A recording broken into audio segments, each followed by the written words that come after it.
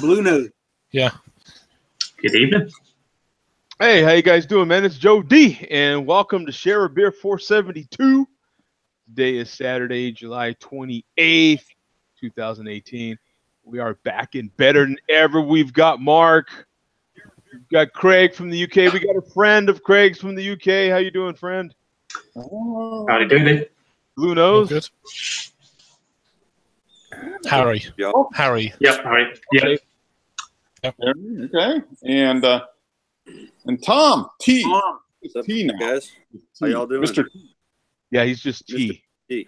Yeah, he's T. I have to T. send Earth an invite, so. Pity the fool. Pity the fool. Yeah, pity.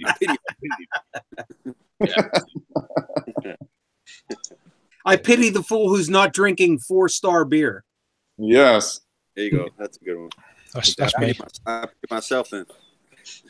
So it must be a nice day, Tom, if you're outside kind of enjoying things. Oh yeah, it's beautiful out here. Nice. I think it's like 70 degrees. Nice, cool day. Nice. Enjoying it.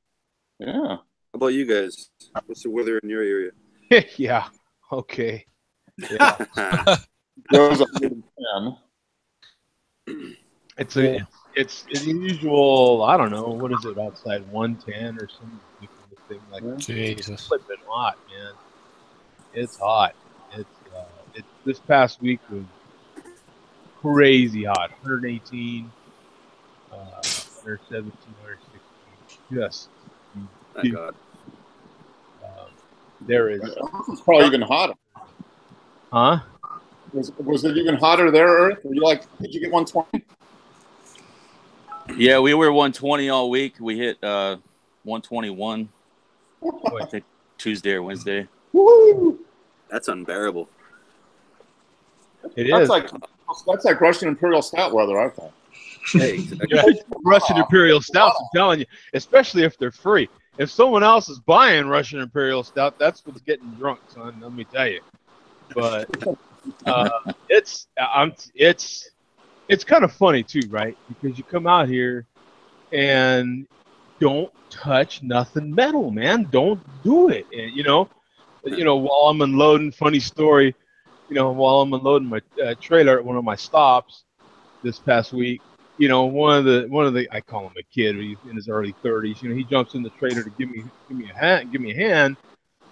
And so we unload this one piece, and the guys that were outside the trailer grabbed it. So he leans on the side of the trailer, which is metal on the inside, to take a break, and he was like, "Ah!" And I'm like, "What are you doing? Is it your first day? Didn't your mama tell you not to touch the stove, stupid?" And he just started laughing at himself.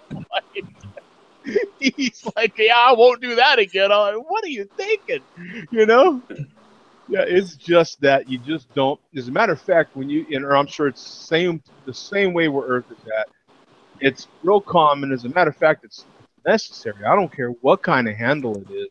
When you go to a restaurant, a bar, they'll have a cloth over it. They'll have a cloth around it. You just can't touch it. You cannot touch it. You'll burn yourself. It's no joke. Can't touch this. I dare you.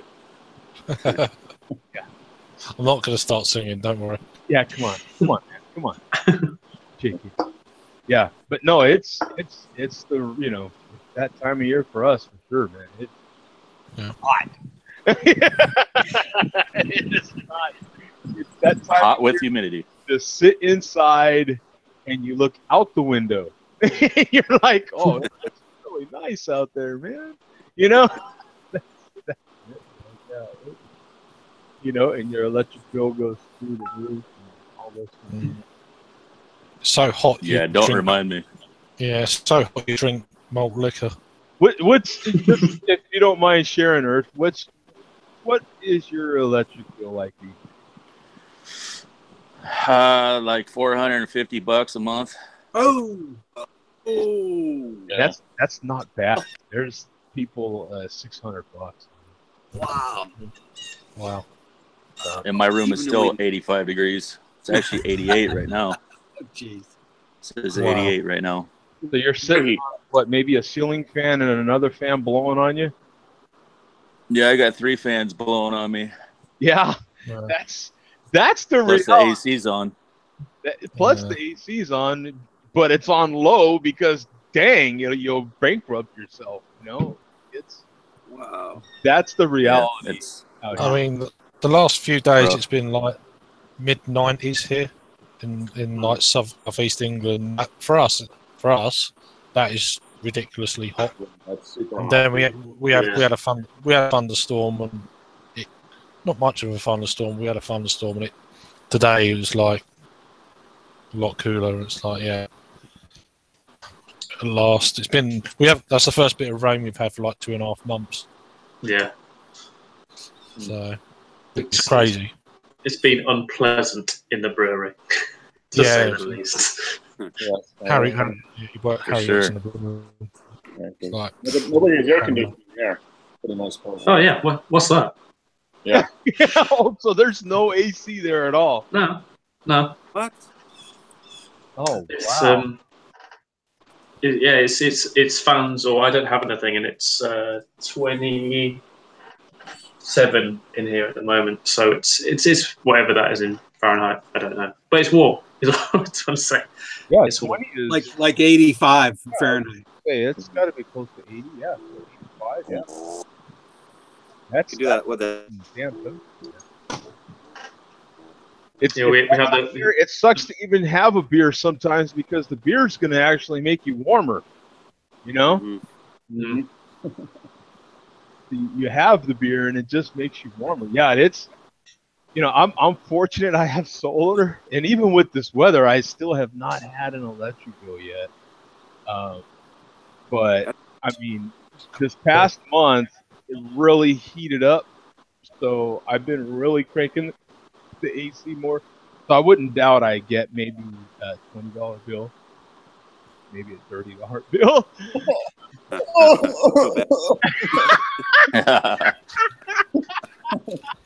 At least the solar's doing its job. That's what it's supposed Yeah, to be doing. that's what it's supposed to do. The solar works. Yeah. I was Why all the desert regions don't have solar everywhere? I don't know. crazy. Yeah. It blows me away. He hopes it works, otherwise he's gonna have a shock. Well, we Yeah. talked about it on the show here. California, that what is it, LA County or one of the counties out there is making new builds mandatory with solar. Yeah. I think that's going to get pushed everywhere probably pretty quick, actually, Yeah, it's just absolute. especially after this week. And you know how it is, Earth. Our grids in these areas are just begging for you to have solar.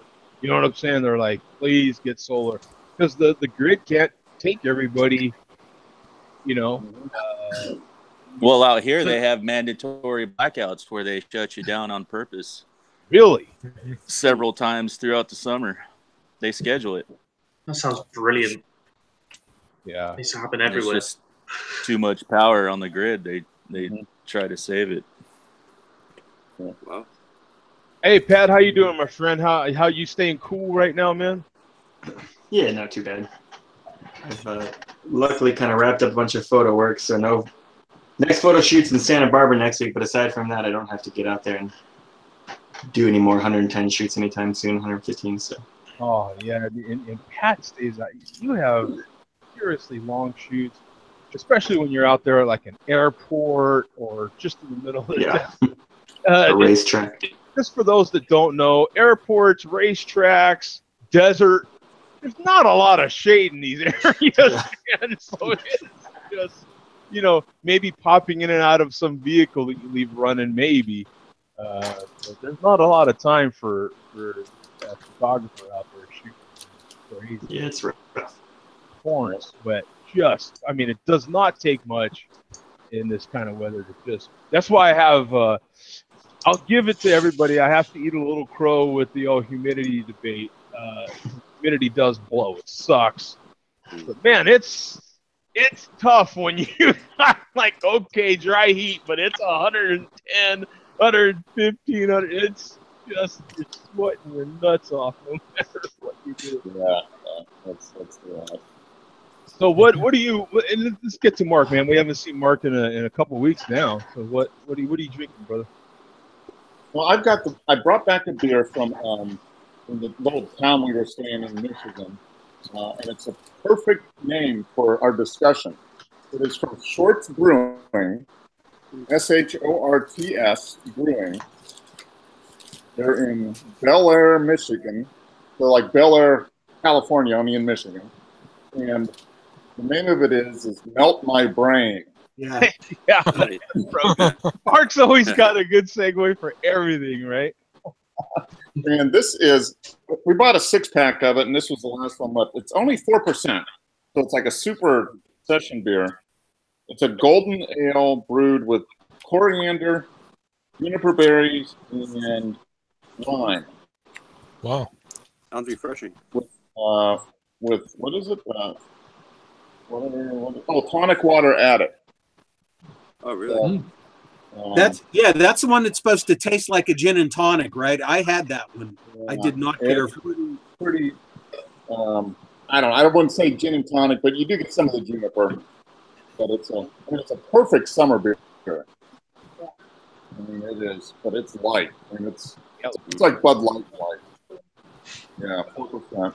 Hardly compared to a premium adult beverage like Rita. But you get the lime and the juniper in the aroma.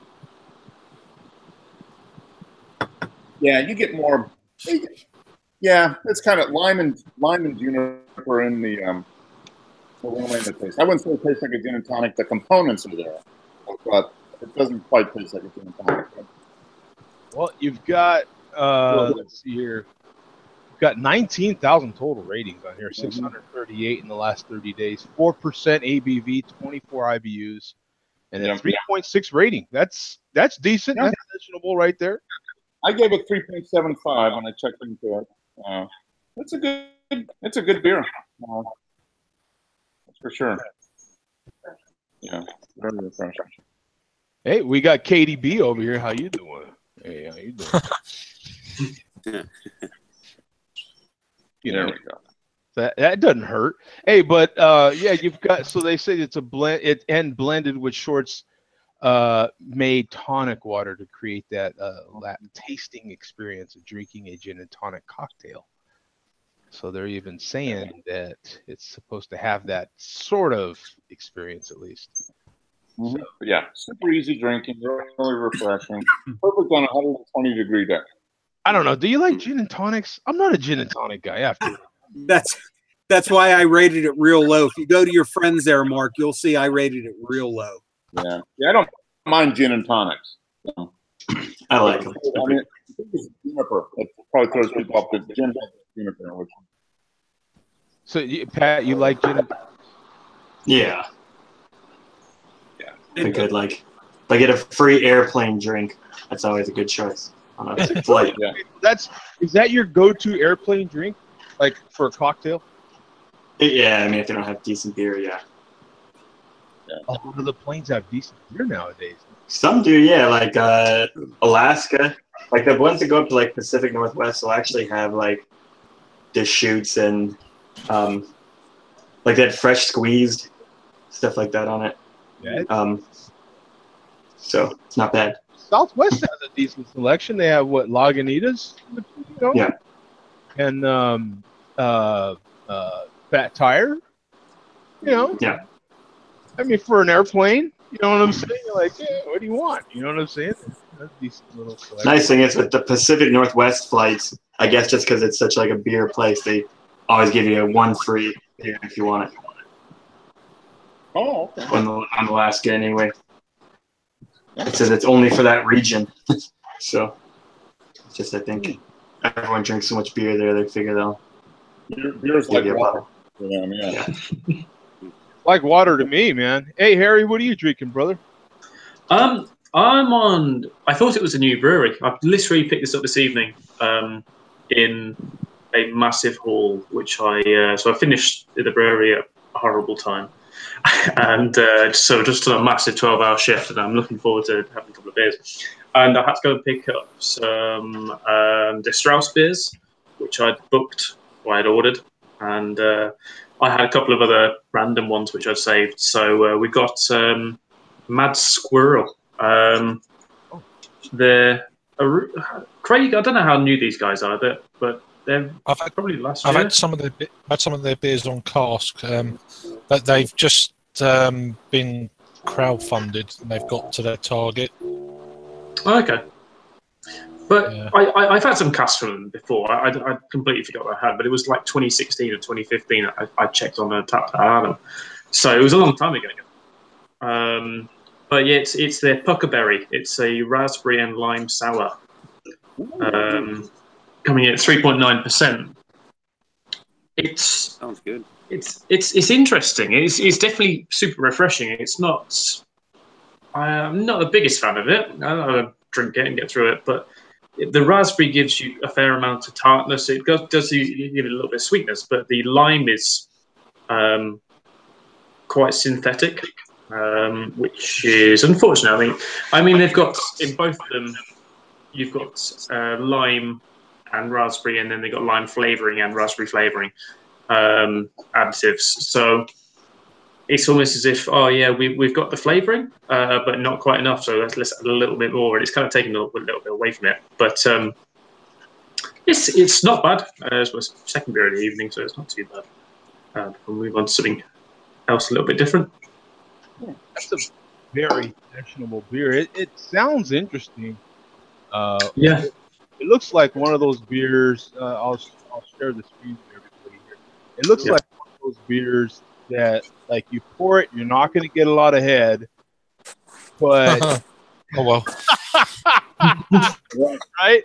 That's definitely not Loretta. I'll tell you right now. It sounds more like Adele or something. But anyway, we got 234 totals up here, and 94 in the last one. 3.9% ABV, 5 IBU, 3.78 rating. So it sounds like, man, this is a kind of a drink all day beer if you can tolerate it. Right?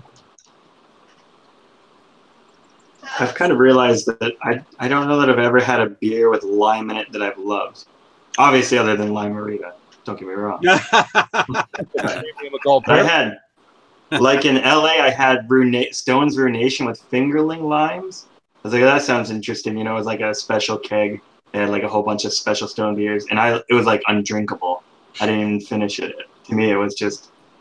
I find usually, like you said, the lime's kind of synthetic, or it's like super overpowering, where it's like you're almost drinking lime juice with like a little bit of beer in it or something. Yeah. I mean, I can't think of any. Like I said, I can't think of any that I've had lime in them that I actually liked. Yeah, I was thinking about it when I was doing my review of it, that you see a lot of people over here drinking like lager and lime. I don't know if it's the same over there. A lot of people drink lager and lime, something, a dash of lime to make it a little bit different, or a little bit, more flavoursome. And I just thinking, like, there's very few people I know who actually go and drink lime cordial or lime squash or something, unless you're very weird, which is there's very few people, because it is like, it's super synthetic and there's not too much nice flavorings about it. But I think there's only one real nice beer that I've had, which was from Hawk's Head, which was their key lime towel. They did it in the Rainbow Project. I think it must be 2015 or 2016, and they've since re-released it. And that was it was a whole load of limes in it. I think it was, so tau is double of pi, and whatever pi is, times that by 2, and that's the ABV of the beer. And yeah, it was actually really, really nice, but it's one of those beers, again, that you wouldn't have more than a 330ml bottle of it, or 11.2 fluid ounces. You wouldn't go anything further than that. It would just be something you'd have that sort of amount to refresh you, and that's it. I can give you one right now that I liked, was the Citradelic from New Belgium. Yeah. Okay. I thought it was okay, but I think it, like, to me, it didn't improve it at all. Yeah. Personally. Yeah, I mean, it's not. But yeah, that is a again, more subtle one, I think, for sure, which is good. Well, because I'm thinking with lime, anything with lime in it to me is going to be like a sessionable beer, and there's not a lot of session beers you write home to mama about like that. I don't think that whole like session beer is that sort of deal, right? It's just one of those deals where it's just a good. If it's 110 degrees though, I'll be drinking a shitload of it. That's Bud Light Lime. Yeah, that's Bud Light Lime. Yeah, that's kind of one of those deals, right? Yeah, it's and I see, lime or lemon are kind of one of those things that I see a lot of people at a bar screwing up good beer with, quite frankly. You know what I'm saying? I'm like, what are you doing? But they like either take the lime and put it in their glass first, and then pour the beer. Just different little things. I saw blackberry and cider today at the bar, and I was like, I wanted to just shoot myself. It was just why? You're like, no, I'm not going to make that for you. Turn around and leave. Yeah, no doubt. Hey, Pat, did we get to you yet? No, I am drinking something from your old home. I got the from La Cumbra. I have the Project Dank Summer Edition. So it's like a big double IPA. It is. It's a double IPA, and I guess they just put it in cans for the first time. I think it used to only be in bombers, and it's pretty goddamn good. I'm not sure what the ABV is, but I think it's a fairly big beer. I don't know. And would you call it Project Dank? Yeah, Project Dank, and then, like I said, Summer Edition, because I think they apparently changed it up, or they changed it up this year. It's just a little bit different, but. La Cumbra is just a really good brewery. If anybody can get their hands on stuff from La Cumbra, especially their IPAs, man, they do really good. They've run tons of awards for their IPAs, man. They're one of those hoppy breweries. Did you say the unfiltered, or it was just the summer edition? Boy, they have this bunch of different versions of Project Dank. It looks like they come out with a new version possibly every so many months or so. They have a wet hopped version. They have, they got a ton. Let me just cover the generic. There's a lot of variation going. Yeah, I'll just give everyone a general. 17,000. 407 in the last 30 days. 7.6% ABV, 100. And a 4.14 bottle cap. Yeah, I wonder if the summer edition is the same. It doesn't have the IBU or ABV listed. It's probably the same. Yeah, and it's got a 4.26 for the summer, but I don't think it matters. So I don't know if it's different or not. But that extra 0.12, I have to make it work. I wouldn't have bought it otherwise. So. Yeah, they do really good stuff. I'll cover just one sentence of this thing. An ever-changing expression of our hoppiest endeavors. Each recipe is different. There you go, Pat. Featuring different hops and hopping techniques. One thing remains common: hop insanity. So, if you're a hophead and you love hops, man, La Cumbra is going to be right up your alley. They're a popular brewery. Yeah, it's funny because I'm looking at the can and it doesn't even have the ABV on the can. So, like I said, maybe that's since they changed the recipe, maybe that it varies a little bit each time. So rather than printing up new labels every time or whatever, maybe they just don't care. Hey Tom, what are you having, brother? I'm having something very interesting. A pineapple burrito. Yeehaw. Oh, really? Look at you. Whoa. Not as well, man. I'm not as well. I don't think I've ever had a read on the show, so I was like, when in Rome. Yeah. When in Rome. I'm also drinking a one hop this time mosaic from Night Shift. I was going to say there was no way you were drinking just a Rita. Yeah. There was no way. They don't come at 4.5 out of 5, do they? Really? I No. don't know that I've actually seen. It's to bring the average down a little bit. Yeah. Exactly. I don't know that I've seen this Rita. This might be a new Rita for me. Rita. Yes, yeah, I've seen a few readers. As a matter of fact, I was just looking at Rita's today, and I had because I still like to see which ones and stuff, but I haven't seen this one, and this one's only 4%. This is kind of interesting. Wait, no, this one's 8%. Maybe it's the wrong one. Yeah, this might be the wrong. Oh, that one's a splash. Oh, no wonder this. I can't find it. Yeah, I feel the range too low. Mm-hmm. But there were pictures of the regular Rita on there, so I think people are confused on that. Yeah. I don't know.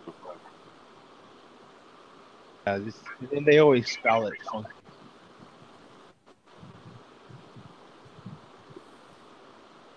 Oh, this is. Yeah, there's. There you go, Tom. Go ahead and rate it. It'll help up the get a real rating for it. Is that a glass bottle? Wait, I'm confused. Yeah, that's a glass. Or is it the can in front of the glass bottle? This says it's a frozen margarita, but that Oh. I don't know if it's actually a frozen beverage or if people are making that and then putting it on there. They've got to be making it frozen after. Yeah. But, She you know, doesn't looks look thrilled. too happy. yeah, she look. Yeah, the more of those she drinks, like there's more of a smile there. Like, are you drinking that for real? Kind of look. Oh, and then we have another one. What's going on here? This is a story. See, Pat, this is what we're trying to tell with photography. Yeah. And this guy did it right here. He knocked it out of the park because there's a story in this image. That must be the mother-in-law.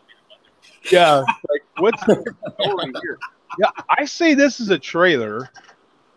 For one, we could start the story there.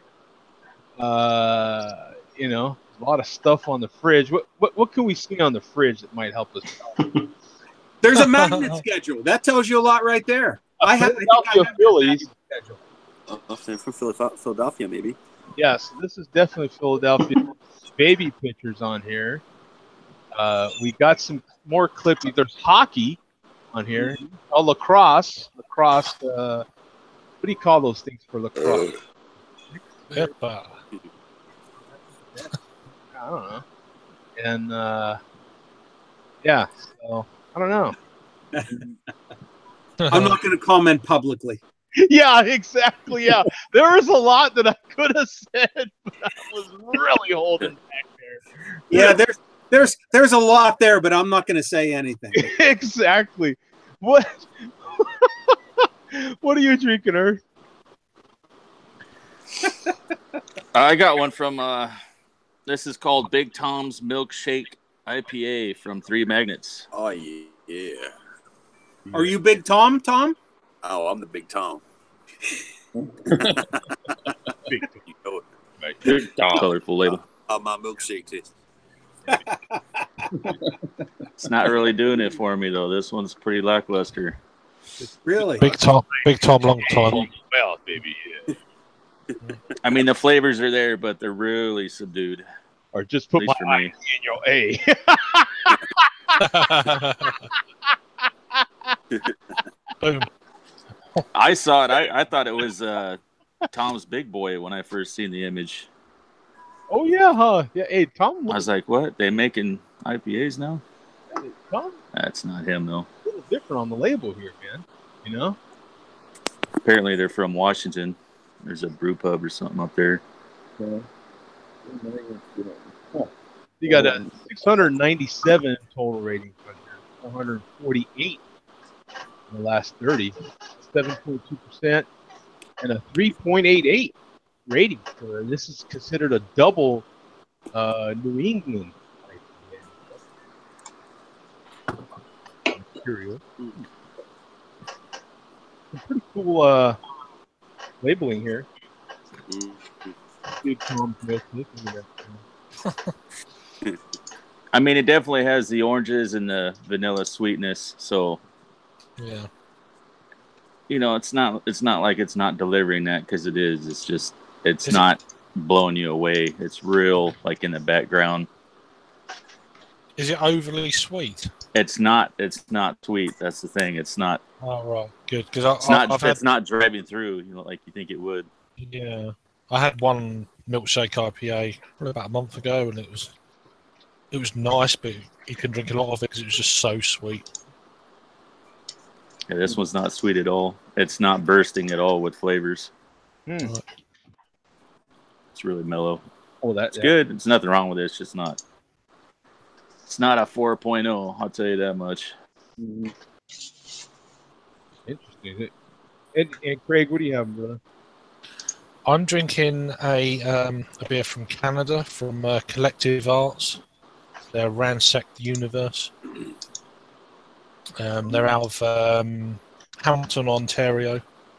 This is an IPA coming in at 6.8% ABV. It's brewed with Mosaic and Galaxy hops. I forget the IBUs. I think it's 85 IBUs. Yeah, I'm showing 85. Yeah. They give you a little bit of detail on where they're getting their hops from. That's pretty cool. Yeah. Because, you know, things are kind of so all over the place these days. So you got Galaxy hops from, what is this, Middleford? Victoria? It's a brew. Oh, that's a what? That's a good beer. Oh, this one here, you've had it? Mm-hmm. Yeah, they're out of Canada, right? Yeah, out of Hamilton, Ontario. Yeah, they do a good job. Mm.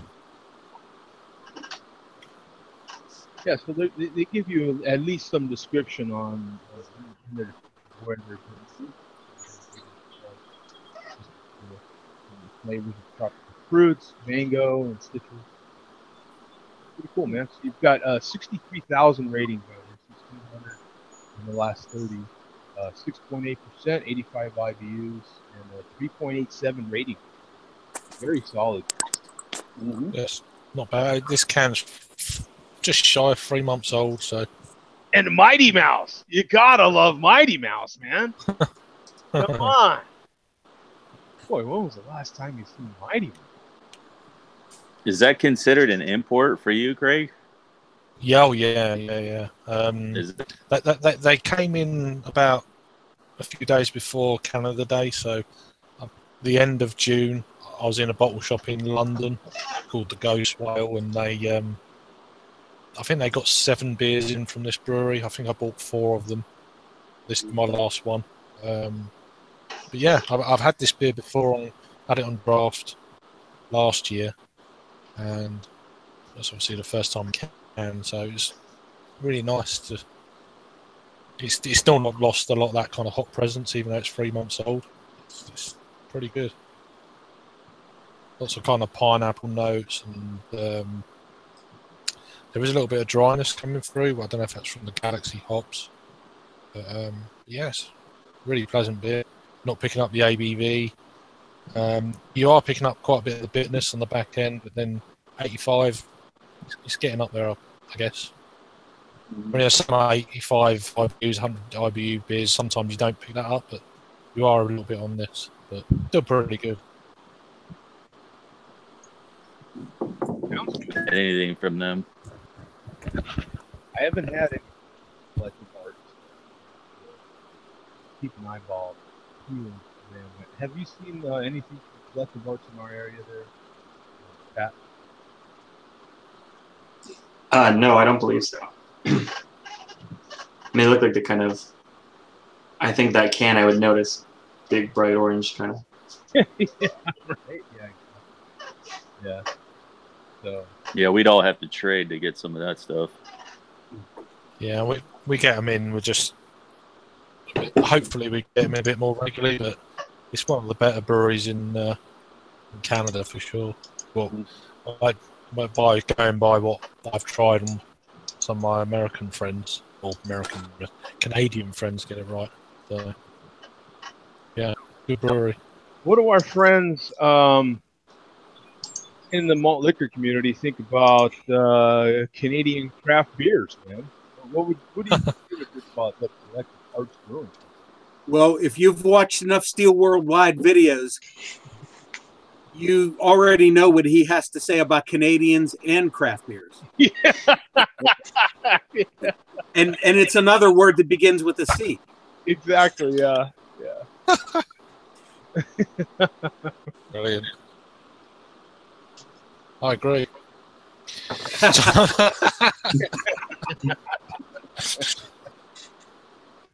Yeah. Hey, I do want to mention that we do have a live malt liquor beer sponsor tonight on the show. Yes. It's Christmas nice. in July. And this is Sammy Klaus malt liquor, which I've had on the show a few times before at Christmas time. This is a special one, though. This is my first ever Sammy Klaus Schwartz black beer malt liquor. And I bought this when I was with Mark at Mindful Brewing when Mark came to visit. Yes, I still have one in the fridge, which I will Yeah. probably have. I'm thinking this fall sometime. Yeah. Yeah, I was going to have it last week, but then you my God, Mark, you committed the sin of having a life away from YouTube. And I know. Serve my penance. yeah, so I decided to have it this week. But anyway. Whoa. This is the very first time I've ever had the Sammy Klaus Schwartz beer. I've never seen it for sale before, and Mark heard me mention this when I bought it. They have the Sammy Klaus Classic and the Sammy Klaus Helles, and I've never seen their Schwartz beer for sale before, and this is vintage 2014. Oh, it is. Oh, okay. So, in grand Sammy Klaus tradition, I am having this out of my 4-ounce Sammy Klaus 20-year-old sipping mug. That's awesome. It looks like an espresso glass. It's almost Billy D size there. Yeah. Yeah, actually, yeah. There was at like a local nicer grocery store for a while. They had a bottle I kept thinking of buying the classic. That was a 3-liter bottle of the Santa Claus. And I was like, 3 liters. yeah. Oh my God. At 14%, I figured that'd be a Yeah. good day for a few people. It'd be one hell of a time. Yeah. What It is was fairly. I want to say it was like $85 or something, and then also it was like sitting on. I would have seen that. I would buy because Yeah. Sammy Klaus is so unique and so special. About 3 years ago, I did buy, and I had it on the show. There was a 25-ounce bottle that I bought. It was like $25. Yeah. Yeah, the problem with this is that it was like sitting on a shelf, like on top of the coolers, and like, yeah, I'm sure it was out in the sun. You know, it got quite a lot of light, and it's probably been there for years. It doesn't matter. Sammy Klaus doesn't go bad no matter what you do to it. It's just like speed aging. Yeah, Mhm. yeah. Yeah. It's interesting Yeah, you maybe. brought that up, Bum, because I was looking at that stuff a couple days ago at the store, Oh, were you really? or my bottle shop. I was looking at all the Santa Claus. But buy it. It doesn't matter how old it is. It never goes bad. I'm amazed at already Malt liquor. Bunker proof. beers and there's fall beers already hit. Man. Already, they're hit. Yeah. It's Iran proof. Yeah. Yeah. They're already hitting. Does the malt liquor community have any sort of pumpkin malt? No. That falls under the category of craft beer, and once again, that falls into that C word. Yeah, there's that C word again. Yeah. Yeah. I'll tell you what. This week was going to be a fairly slow malt liquor report, but leave it to the chairman to come through earlier today. Oh, okay. Well, yeah. Yeah. What the hell's the malt liquor? Now, you don't have to punch him up on video. I will just report on this because I do have something better on video for you to show. I'll just tell you this. the chairman had some breaking news earlier today. And I think he was reporting on breaking news that also made its way through the YouTube community. Astronaut Buzz Aldrin is caught on video admitting that man did not land on the moon. And Steel Worldwide had this breaking news earlier today. And he showed a clip of almost 90-year-old Buzz Aldrin, a recent clip. And it's basically a tape loop of Buzz Aldrin saying, "We didn't go there. We didn't go there. We didn't go there." And if you expand it a little bit, Buzz Aldrin does say, in the future, people are going to look back and ask us, why didn't we go there? Just before I got on the show tonight, I found the original clip, and what it is like an 8-year-old schoolgirl asking Buzz Aldrin, why did it take so long? Why haven't we gone back to the moon? And Buzz Aldrin is saying, that's what I want to ask. People in the future are going to ask, why didn't we go there for, since 1972? But of course, the community has taken that and said, we didn't go there, we didn't go there, we didn't go there. So Steel Worldwide has proof that Buzz Aldrin admits that man did not land on the moon. And according to Steel Worldwide, this is the second biggest fraud in history, second only to Fat Reggie buying vintage malt liquor labels on eBay and pasting them on new bottles and passing them off as vintage 40s. Of course, first, right? Yeah. I don't know what's the bigger crime, like malt and saying it was old malt. I mean, that crimes against the malt. Yeah. No, Reggie was trying to win friends on the internet by claiming that he had a vintage malt liquor bottle collection, but he just bought some vintage labels on eBay and pasted them. That's why when you hear them say, "Don't Reggie the label," that's what they're referring to. So you can actually attract friends this way. Apparently. That's amazing. So you can pretty much on the internet make a friend anyway. I mean, basically, yeah. Many ways to make friends. Yeah. Crazy. Even having something called share beer. That's crazy. Mm-hmm. So we had that from the chairman earlier today, but something that I think is pretty interesting. Remember last week we showed that video from 40 Ounce Fear in the basement of Brews 40, showing his 40 ounce. There was a brief glimpse of his 40 ounce collection. Last Sunday, Brews 40 did a live stream in which he took you on a tour of his basement, which has definitely more square feet than my whole entire house.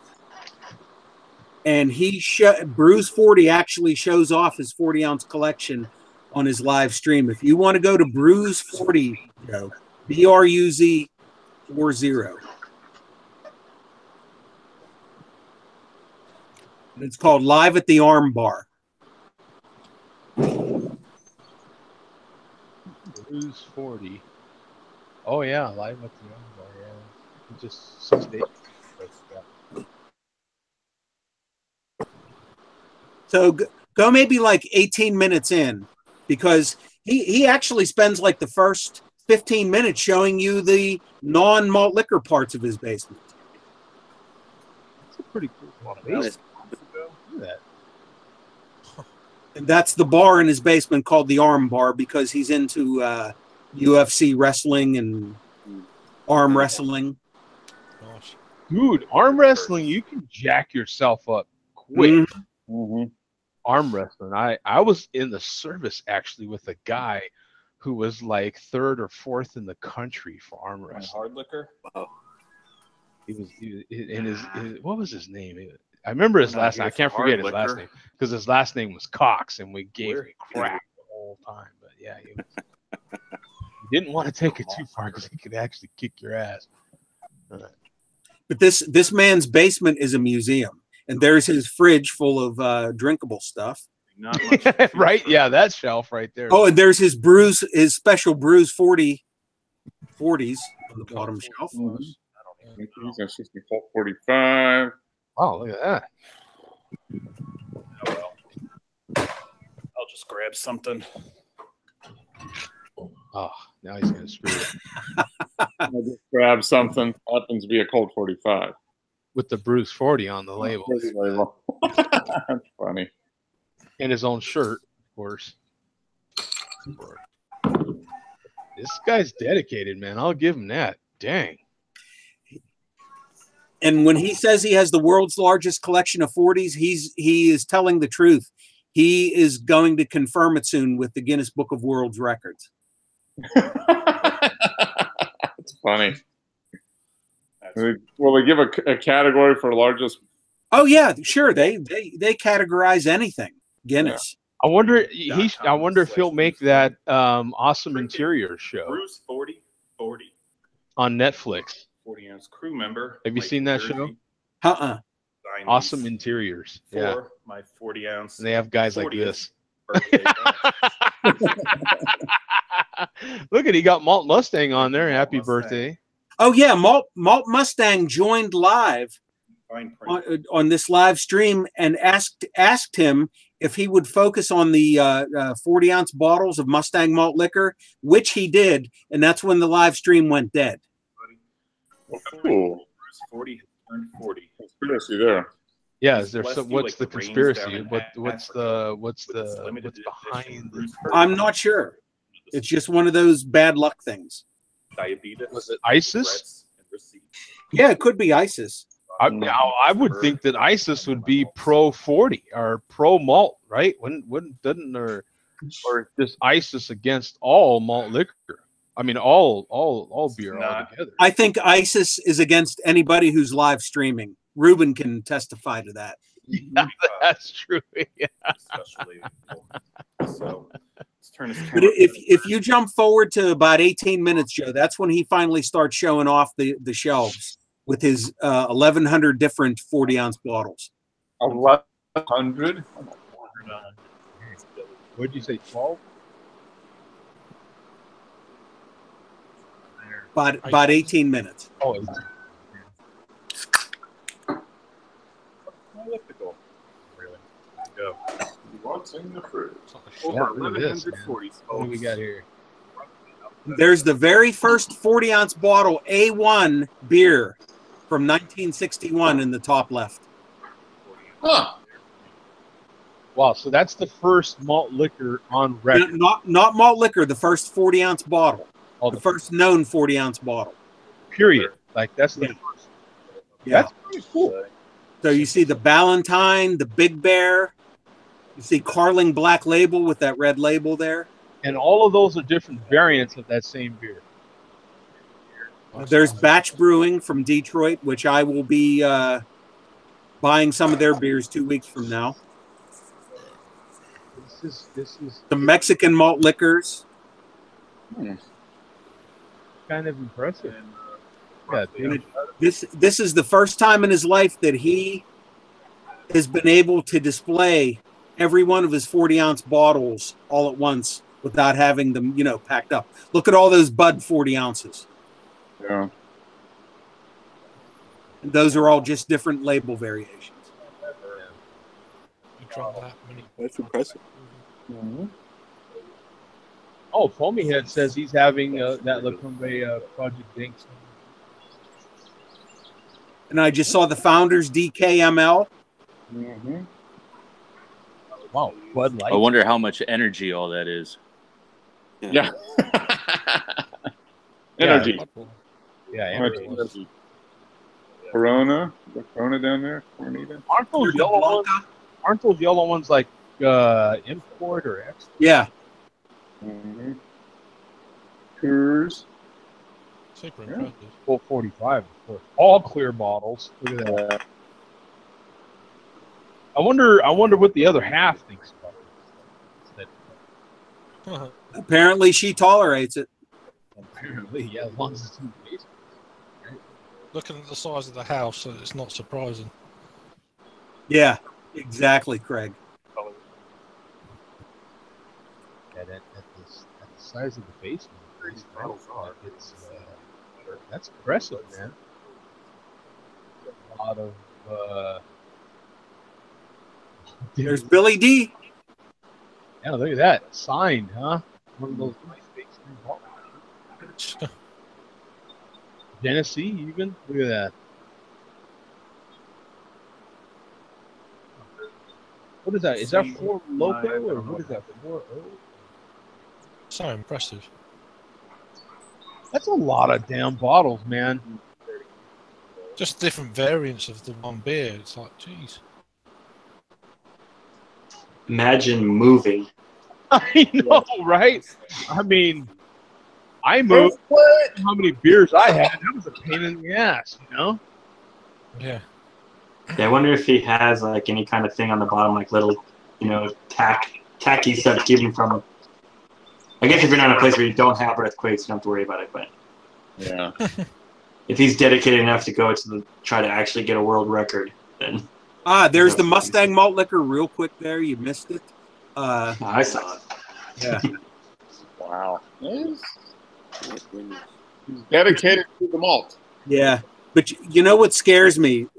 The fact that he has these in his basement. Mark, I told you about my best friend in Bethel Park who had his entire basement ruined 6 weeks ago with the floods. Yeah. Well, what part of the country is he in? He's in New Jersey somewhere. I know it's bad in Pennsylvania. Well, New Jersey had a lot of flooding, didn't they? Oh, all kinds of bad stuff can happen in New Jersey. Yeah. Oh, they had the snow, right? They had that snow. What happened in something happened in that big superstorm Sandy a few years ago. Yeah. Everything. Did it a bunch of stuff? What happened? Well, Sandy, yeah, that was like major. Mm-hmm.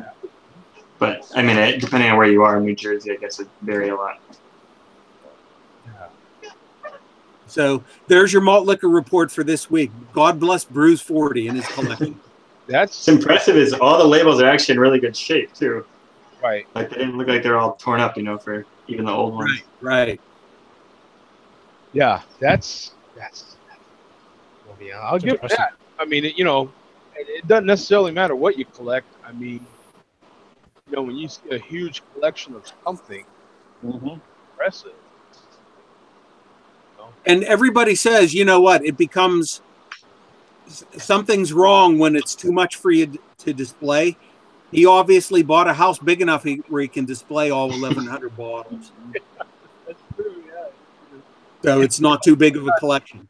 He's got plenty of room to build like interior shelving as well. Yeah. Wow.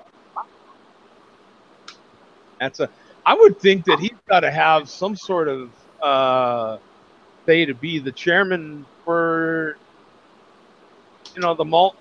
I mean, wouldn't he have some kind of argument for, hey, I'm this dedicated to the malt, all you've got's a green Camaro, dude. I think the chairman has mentioned him a couple times, but you know what? They each live by their own rules. We know that. Bruce 40 has broken the blueprint numerous times. And you can't go against the blueprint because the blueprint. Yeah. Blueprint. Come on. Yeah. And speaking of which, wait until you guys see what I have to drink on the show next week. Oh, boy. Yeah. Ooh. Yeah. Teaser. I'm on vacation. Next week is my last day before vacation, so I can sleep in the next day. So it doesn't matter what I drink. Oh, man, he's got this all planned out. This is going to be awesome. I've had this planned out for a month. Oh, my goodness. Is this malt liquor or craft beer? Can you say that? Oh no, it's neither. It's neither. It's certainly not craft beer, but it's not malt liquor. It's below malt liquor. Oh no. It's beer. It's beer, but it does not fall under the blueprint. I will get sent to malt liquor hell if I'm seen drinking this beer on camera. Oh, I'm risking my life by drinking this on camera. Tiger. That beer's awful. That's got to be the worst beer ever. Period. Tiger. What's that, Joe? Tiger. Oh no! It's I've seen Tiger for sale. That Chinese lager. No. No, that's just basic bad imported lager. No, this is yeah. No, this is it's kind of in the category of malt liquor, but it doesn't say malt liquor on the label. It says high gravity lager. So it's like total garbage. I'll just show you next week. okay. Let's have to wait. Yeah. I'll leave you in suspense. We're definitely sitting in suspense right now. Dying to get to next week's show already. 473. I'm going to be up in Leeds next weekend. It's gonna, in the UK. I'm going to be ratted. You're gonna have to watch it. Ratted. You're not gonna catch it live. We'll see. Yeah, he's like, I might be able to, make room in my schedule somehow. So I'm gonna crack open a fugly. I have not had a fugly. Awesome. Very nice. We're cracking open a fugly. 45,000, or practically 46,000. 2,000 in the last 50 days. 5.8%, 60 IBUs, and a 3.59 rating. What is this? How do you say this? Yuzu? Yuzu? Yuzu and ugly fruit infusion twisted together with blueberry tangerine notes of mosaic make for a tangy, juicy, zesty array of aroma and flavor. Salivation? Well, Only word you're missing is dank. yeah, exactly. All they're missing in here is dank. You put dank in there, and this is a great description. Instantly ensue with one sniff of this crushable brew, 5.8% ABV, 60 IBUs, that was inspired by Yuzu brew. God, I feel like I'm saying that. That is the hardest four-letter word to ever say ever, isn't it? Yuzu? Yuzu? How do you do Yuzu? I think it's you. I pronounce Oh, it it's from Yuzu, but Japan. Yuzu. We made some brewing friends. So yeah, I mean that could be like some kind of custom. I don't know. I mean it's just Yuzu. You know what I'm saying? It's kind of a fun word to say. Okay. I got this as the new glass to me. Got it at the dollar store. I paid $1 for all those who don't understand the concept yet. $1. But I love these glasses that have the nice thick base on them because they don't necessarily leave a mark on them. And they have a nice weight. This is a 18-ounce glass. Kind of a generic glass, really. But we'll see how it drinks. Got it today. Hard to get smoke out of a can. Still can't quite master that. You know, it's kind of a boo, right? Yeah, shake it up first. Yeah. Give it a good shake. You'll get all you can stand. You know, at that point. Yeah, exactly. Yeah. Just give it a good shake. That might be a show title. Yeah, give it a shake. Yeah, I like Give that. it a good shake, you'll get all you can stand. Be showered with the ugly fruit. Look at that. I gave it three nice tapas. Look at that. Cleared the whole damn thing. Maybe we'll more. Boom. Look at that. Yeah, baby. Let me get this picture down. Get this picture down here. Oh. I got to get this out of the way because, you know, Hal will rain down. Yeah. I'm getting some, what do they say you're getting here? Tangerine, blueberry, I'm getting. You getting the yuzu? Yeah, the yuzu. What? I hope not.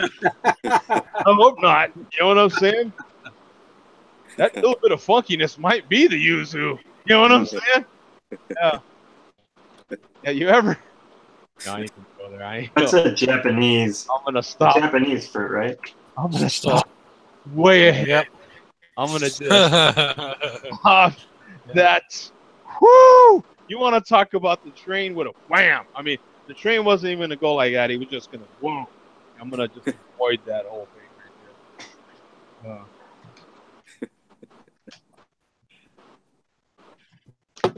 Oh man, it's not bad, you know.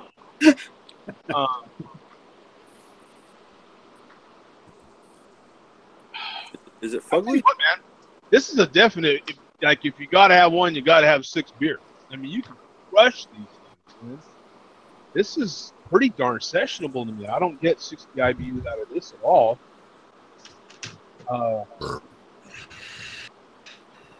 Man, it's the lightest 60 IBU beer I've ever had. There's some hops in there. It's real thin. No charge. Yeah. I get some tanginess in there. I'm not getting like blueberry or fig. A little juicy. I could get the juiciness. Yeah, there's a little funkiness in there. That might or might not be the Japanese. I don't know. You know what I'm saying? I don't know, man. You know what I mean?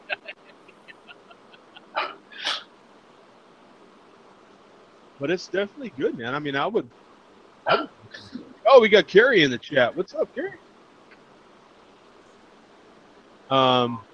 Let's see. We got Long Straw in the chat. He said, I had a girl ask me for a look last week in my truck, but he was a druggie. Yeah, I wonder if that's Bobo in disguise. He's still. Yeah. He's I still. was wondering that. I started to thought, it's not him, is it? He gave her the ride. That's how that works.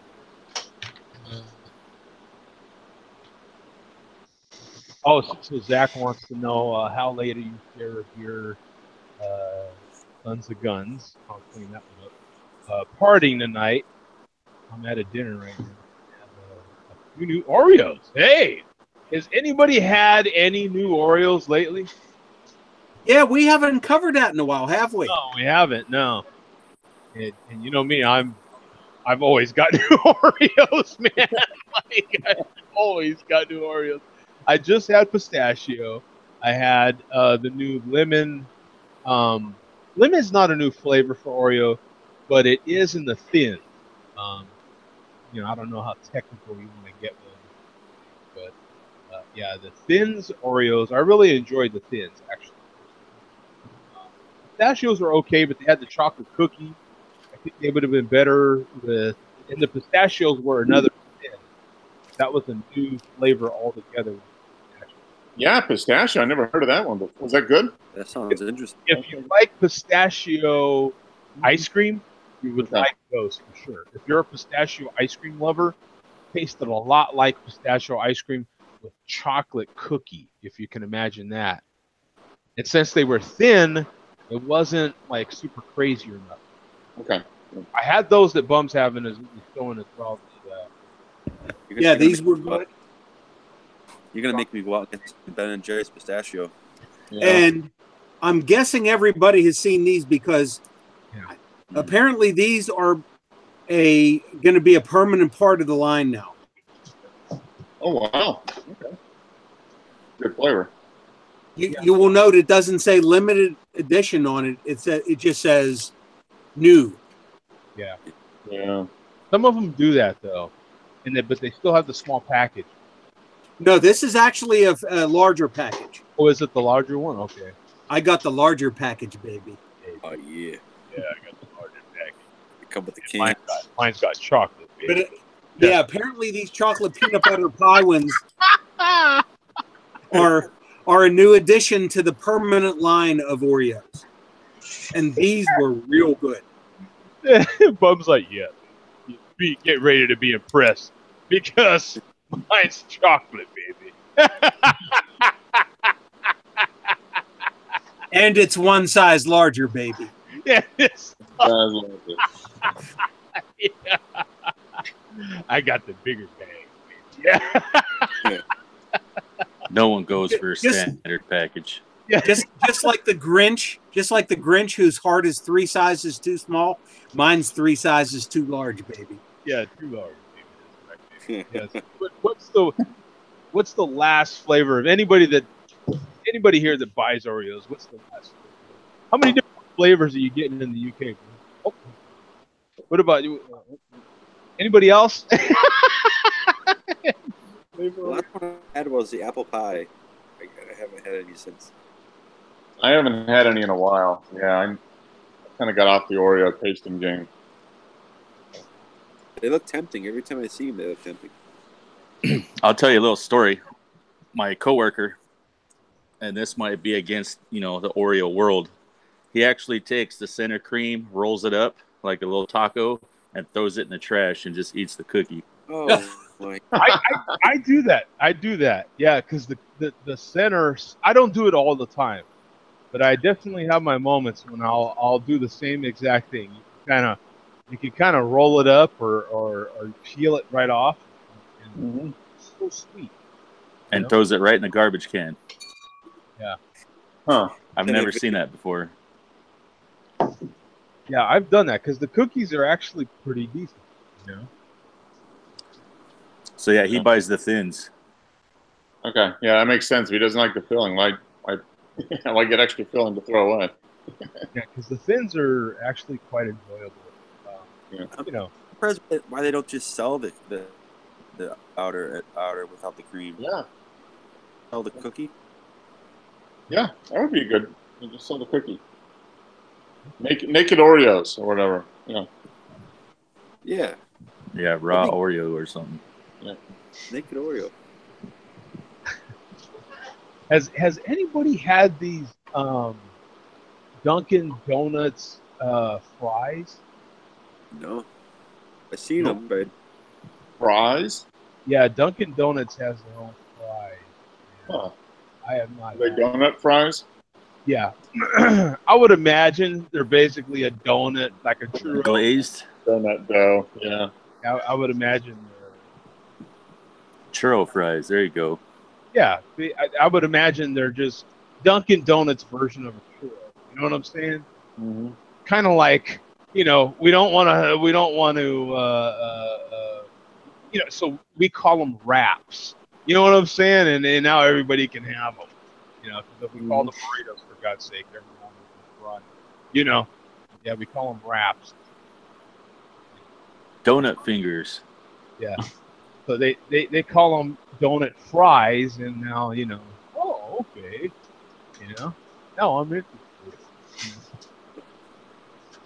That's the way that works. Yeah, there's an older story now that I have, and I hadn't got around to it. But this was from National French Fry Day, but they're still selling them because I still see guys posting reviews on these donut fries from Dunkin' Donuts. I don't get to Dunkin' Donuts too often, but at all. But, yeah, something interesting if while you're talking about new food stuff. I know there's supposed to be some more dill pickle stuff coming out. I won't ruin the ending on that. I won't, you know what I'm saying? I won't be the spoiler on that stuff. We could talk about that stuff when it launches, when it hits. I definitely have some other stories though. Anybody else having another interesting beer? Yes, I am. Through the what? Through the Brambles. It's Sweetwater. It's a sour. A blueberry, blackberry sour ale. From Sweetwater Brewing. From Sweetwater, no kidding. Yeah. What bug did they put in that one? Yeah. It doesn't say dank. Oh, man. Yeah, lactobacillus or... Yeah, they've got You're gonna make me put on these glasses. Okay. It says base is the golden ale. Primary yeast is Saccharomyces. Saccharomyces. Yeah. Yeah, Saccharomyces. Brettanomyces conditioning yeast. 928 cases produced. Aged American oak for 12 months. Blackberry fruit. Date bottled March 18th. So it's 6.1%. It's a 375 milliliter bottle. And it's part of their Woodlands series, which is a new series of beers, I guess. And this was $9.99 for the bottle. So a little pricey, but Sweetwater does good. This one's gonna have good smoke. Watch. Yeah, it's got a cork, so let's see. Smoke. It's coming. Oh yeah, there it is, baby. It's some good smoke. Flowing all over the top. Orange smoke too. Yeah. Ooh, I like the color. It just didn't pop out. It came like out and then just ran over the edge.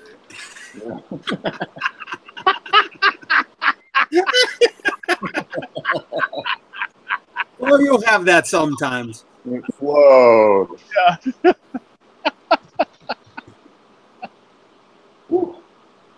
It's a great color. Yeah. Take your time. It's got to be from the Chardonnay barrel, I would assume, maybe. No, I think it's a blackberries. Well, It's got blackberries in it, so. Yeah. Chardonnay. What is Chardonnay? I know absolutely nothing. Chardonnay is a white wine. Oh. It could be MD 2020. That's kind of the same color. There we go. All right. So let's see what we got here. Now, Mark, did the head go away right away? On Yeah, that? pretty much. Yeah. It wasn't a lot. It's real thin now. Fine bubbles. It's got a kind of a sour blackberry aroma. This is sour. Well, you gotta like sours to like this beer. Oh, really? So that's a real. Okay. This is sour. Yeah. Yeah, That's a real sour. and it has, but it's got good blackberry flavor. It's not an artificial flavor. It is very authentic flavor. But it starts off very sour right when you first taste it, and then it kind of fades away, and then you get the blackberry and after that. So very well done. We have Basement. He says, I keep waiting for that cat to pounce on Mark. That would make very good television. Oh, that's AJ. Yeah, that's AJ. Oh, look at him. He's like an assassin. He does look like a ninja up there, man. All you see is the eyes. Yawning. The eyes are just menacing on here, man. Yeah. He does. He looks like he's going to pounce on you and pull out your neck vein. Yeah, he could. He could, but all he wants to do really is just chill. You know, as you can see. That's right. Yeah. That's what He's cats are. sparing you today. Yeah. Yeah. If I were to move, he'd jump on the back here and then hop down onto the floor. But no, this is a very good. I don't know. Probably you might get Sweetwater in Pittsburgh, but probably. Oh yeah. Certainly not one of those though. I've never seen any corked. Yeah, this is the first one I've seen. This is the first one of this series I've seen. I've seen other. They've been in like wine bottle, 750 milliliter. Yeah, never seen any of just the basic line of Sweetwater in Pittsburgh. Yeah. That's kind of a new thing right there, that size bottle for some of those special Yep. cork. I've been seeing that exact size bottle. Yeah, I mean it's for a sour. This is perfect. You just want a couple people to have a taste, and one person just to drink. Because drinking a big bottle by yourself, that's a lot. Even a low ABV, because the sour is. I mean, it can mess with your stomach if you're not. Yeah, the corked and caged 375s for sours. A lot of people have done that for a while. I feel like I know Russian River, common.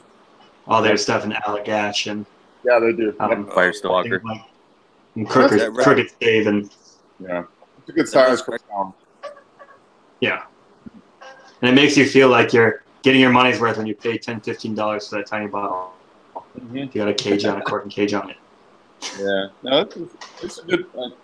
You gotta like sours. This is a true sour beer. It's not like mildly sour. It's there. Yeah. Yeah, because a lot of sours have been getting kind of fruity now. Yeah. Take it away from that like puckerness that's sour. Yeah. No, this is definitely kind of pucker your lips sour, but the fruit's there. But it's not fruit forward. It's sour forward, sour tart, and then the fruit at the back.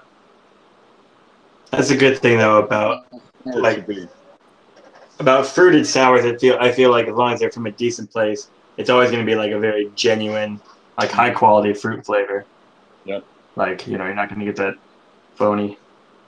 Yeah. So, the last. It's too bad. It's too bad they're so expensive. Sours we had. Cascade Barrel Works up in Portland, outside of Portland. We get bottles here, but yeah, we went to their tasting room and had like 8 or 10 sours, just super delicious stuff. You know, it's super good, but those bottles are seriously overpriced. I haven't bought a bottle. I haven't bought any since I've been here because the bottles are like $30. They're like $30-$40 for like everything. All right, I'll go to. It's cheaper for me to go to Portland again and go there and buy the bottle probably. You can't keep it in your glass long enough. This beer's too fast. Yeah. That's why these little bottles are good. Yeah, it's perfect for sour. Yeah. Very good. You can get one. I just opened up a second beer here. It's something I got in Munich actually, which is, if you can see that, it's kind of a cool label. A simple label. Oh, cool. It's the Omnipolo Hypnopampa Rum Barrel Aged. Yeah. Nice. So imperial style with marshmallows and vanilla beans aged in rum barrels. It's a good beer. And I've never had it. I've had a few things from them, and everything I've had has been good. We don't really get much of anything out here. Occasionally I'll see something, but like I said, I bought this and some others in Munich like late last year. Yeah. So, and it's only 11%, but that's a pretty thick beer. You can see that.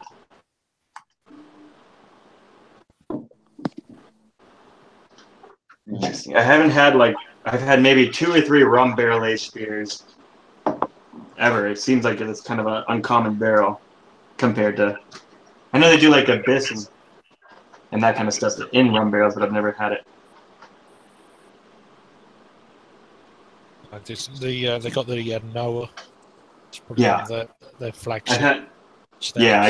I brought one of those back with me too.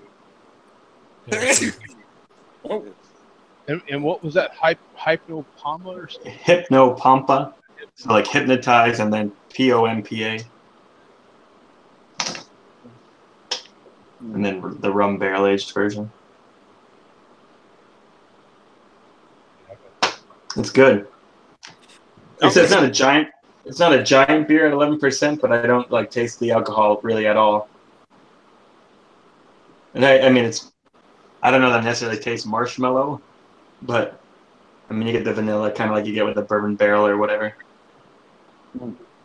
It's still pretty cold though, so I think once it warms up a little more, maybe I'll get more. What are you trying to get with marshmallow, right? What's the marshmallow? I mean, marshmallow is basically vanilla, right? And sugar. What was that? Marshmallow is usually what is marshmallow? Isn't it sugar and vanilla? Yeah, I mean it's like puffed and like some kind of. Yeah, I mean it's not much to it. Yeah, because you usually eat marshmallow, it's in whole, right? Like you're not used to it in a liquid form. Yeah. So it's kind of weird. It's good. Yeah, you got a 4.24 bottle cap rating. And I love their labels, the way they do these kind of like super simple. It's interesting. And it's actually, silk screened on the bottle. The eyes are the rum's a sticker. But the eyes are marshmallows or whatever they are. Yeah. That is pretty cool because it looks like super, like underground maybe. Yeah, and then the back of the label is, I mean, they do have the information all like silk screen on the back. I don't know if you can see that, where it actually has a name and everything. Yeah. So they do have stuff on there, but Yeah, it's kind of like stone. It's so the print's so small, you need a magnifying glass Yeah. to read it. Yeah, well, if The they're funny- that committed to have the front of the bottle have almost nothing on it and have Yeah. that plain. the funny thing is, I got this in Munich, and it's an American bottle. It has a U.S. government warning on it. It says imported by 12% LLC, Brooklyn, New York, and has all that stuff. It has like the cash refund information on it and everything. So I wonder if they bought the bottles and were, you bought a bottle there that was destined to go to, to get shipped back. Yeah, it could be, yeah, because it actually had a separate, just like white sticker on it that had, the ingredients and all that information in German on it. Okay. It came off, but Maybe they just bought yeah. So I mean, bottles. like I said, I see their stuff here, and it was actually an awesome bottle shop. It was like in downtown Munich, and all the prices were pretty reasonable. But I was kind of more limited on space than anything else, Mm-hmm. Couldn't bring back too much. Yeah. It could be like like cars, how auto manufacturers actually make things to California standard now, and that's pretty much it. Everyone else, Yeah. The California emission standard. I almost had a pure bird stand. What the hell is this thing? What the hell's It says it was brewed in the Netherlands. Oh, that's what marshmallows. Here it goes. I think it's like gelatin, sugar, and vanilla, basically. That's what like a marshmallow is. Yeah, because I've had no desire to Ingredient. make marshmallow. You know what I'm saying? I kind of. What? It says best before December 2024. You Ooh. got So some I still time have on some you. time. Put a 6-year window on it. Yeah. Yeah, I mean, I guess I got this. I think it was October last year. So Okay. Crack 2000. another peanut butter milk stout from Belching Beaver. Oh, that's good Nice. stuff. That's a good one. Damn, this is good. Oh, Bum, if you're talking to us, you muted yourself. Yeah, you're muted, Bum. Yeah. It was nothing important. Oh, okay. After all that energy spent. I know, because that looked like it was something good. Yeah. Yeah, the I secret was fooling you with the hand signals. Oh, okay. So that was It was nothing. It was all trick, trick stuff, trickery. Yeah. So we'll go ahead and end it there. I've got, if some people want to go to hang out there in Colorado, man, let us. Yeah. I mean, that'd be fantastic to get together in Colorado, Denver, that very first weekend in October, right, Mark? First weekend in October, yeah, like the 5th and 6th or something like that. Yeah, something like that. I just want to say I've opened this. It's pretty damn amazing. What do you got? I've got a beer from Brasserie Poppin, which is in France, and it's a collaboration beer with hoppy people out of Switzerland. So it's an 11.52% ABV, which is unusual. But it's brewed with toasted I like it coconut already. and cocoa nibs, and it's staggering. Wow. It's one of the best Russian Imperial Stouts I've had for a long time. Wow. Yeah, it's blown my mind. Wow. Damn. You got chocolate and the coconut in there, right? Yeah. That was, Yeah. Man, when those things are done well, and then you combine that with an Imperial Russian stout, like that could be quite tasty. Mm-hmm. It's I could drink this all night knowing that I'd be losing a few days after kind of thing. You know, it's one of them beers. You want to drink it all night, but you can't, kind of thing. What size is that? I need to get some of that. Yeah. It's 11.52% ABV, but even the label, it's got like this like shelled coconut, and then it kind of like someone's dripped the stout over half of it, kind of thing. Cool. Yeah, but yeah, it's pretty. I never out of think France. I never think of France as being a good beer country. Well, I think in the craft beer scene that you're probably right. They're not, but there's one or two now coming through, and Yeah. I saw this online. I thought that sounds pretty damn good, so I'll give it a try. And I think I've seen, on some of those kind of crazy beer shows, I think I've seen where, like, Italy, France, some of these other places that are really well known for their wines are starting to have to play some catch up with craft beer because craft beer is yeah, big. And yeah, so many people are wanting good, solid craft beer, even Mhm. in those places. Mhm. I mean, I think I'd say in Europe, countries that are, how should I say, that they've caught up to a degree. I mean, places like Spain, they've got a real good craft beer scene going. Portugal a little bit further behind Spain, I'd say, but it's getting Well, they eat going. snails in Portugal. Yeah, I mean, yeah. I mean, I've tried quite a few of them, and I'll be trying a few more at the end of the year. But they're in the early stages, so give them a few more years, and they're going to be like going international kind of thing. They already are. They're doing collaborations with breweries from Denmark and things like that. So, I was gonna say, if I think of Europe, I Poland, always kind of think of the Scandinavian countries as having some of the best. yeah, Sweden, Norway, Denmark. I'd like to them three ask countries. a question because I seem to be the last couple of weeks I've run into this stereotype that's driving me kind of crazy. Some of my podcasts, tech podcasts, and they have a wide audience like we do as well here. We've got our affiliate from the UK here on the show, and anyway, they also have reporters from the UK and stuff like that. And so beer came up in their conversation, and the guy from the UK is like, "Yeah, man, why is American beer so lousy?" And I'm like, "What? You know what I'm saying?" I'm like, "This guy obviously may know a lot about tech, but jack about about a craft beer, period. Like, have you ever heard of this stuff?" You know what I'm saying? I'm like, "You gotta be kidding me." And none of them really knew how to answer that. There was a lot of course, Americans on the show, on that podcast, and they were all like, "I don't know, man. Yeah, it is kind of bad." And I'm like, "What?" I would have told him.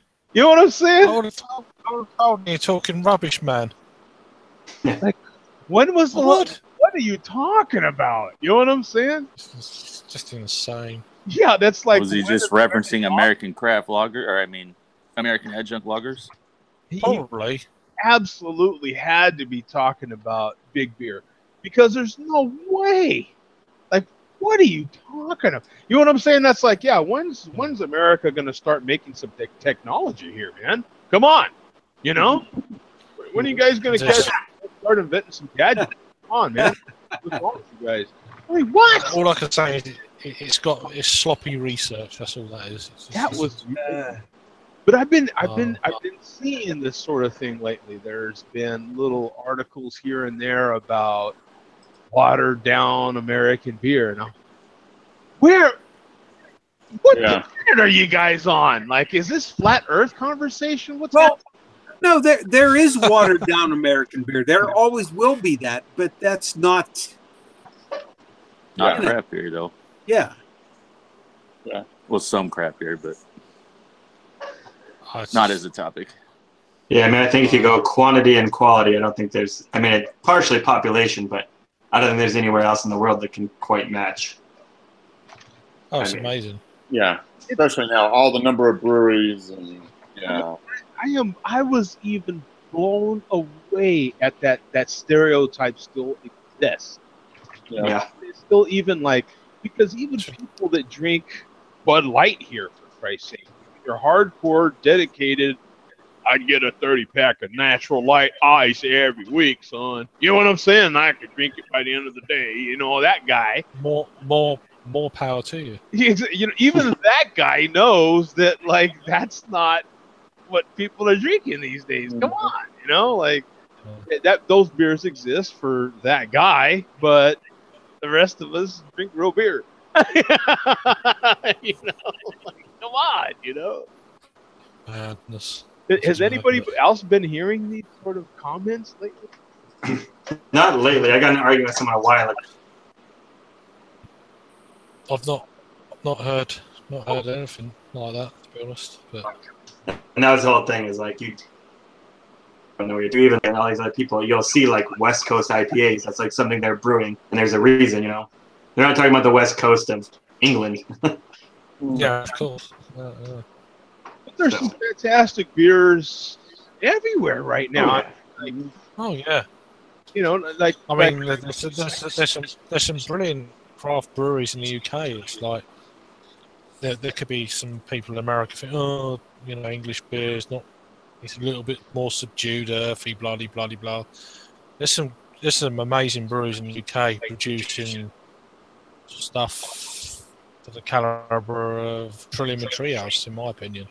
that, you know, that's what was cracking me up, because the whole time that conversation was happening on that podcast, all I could think about was, wow, how much you truly don't know about what just came out of your mouth.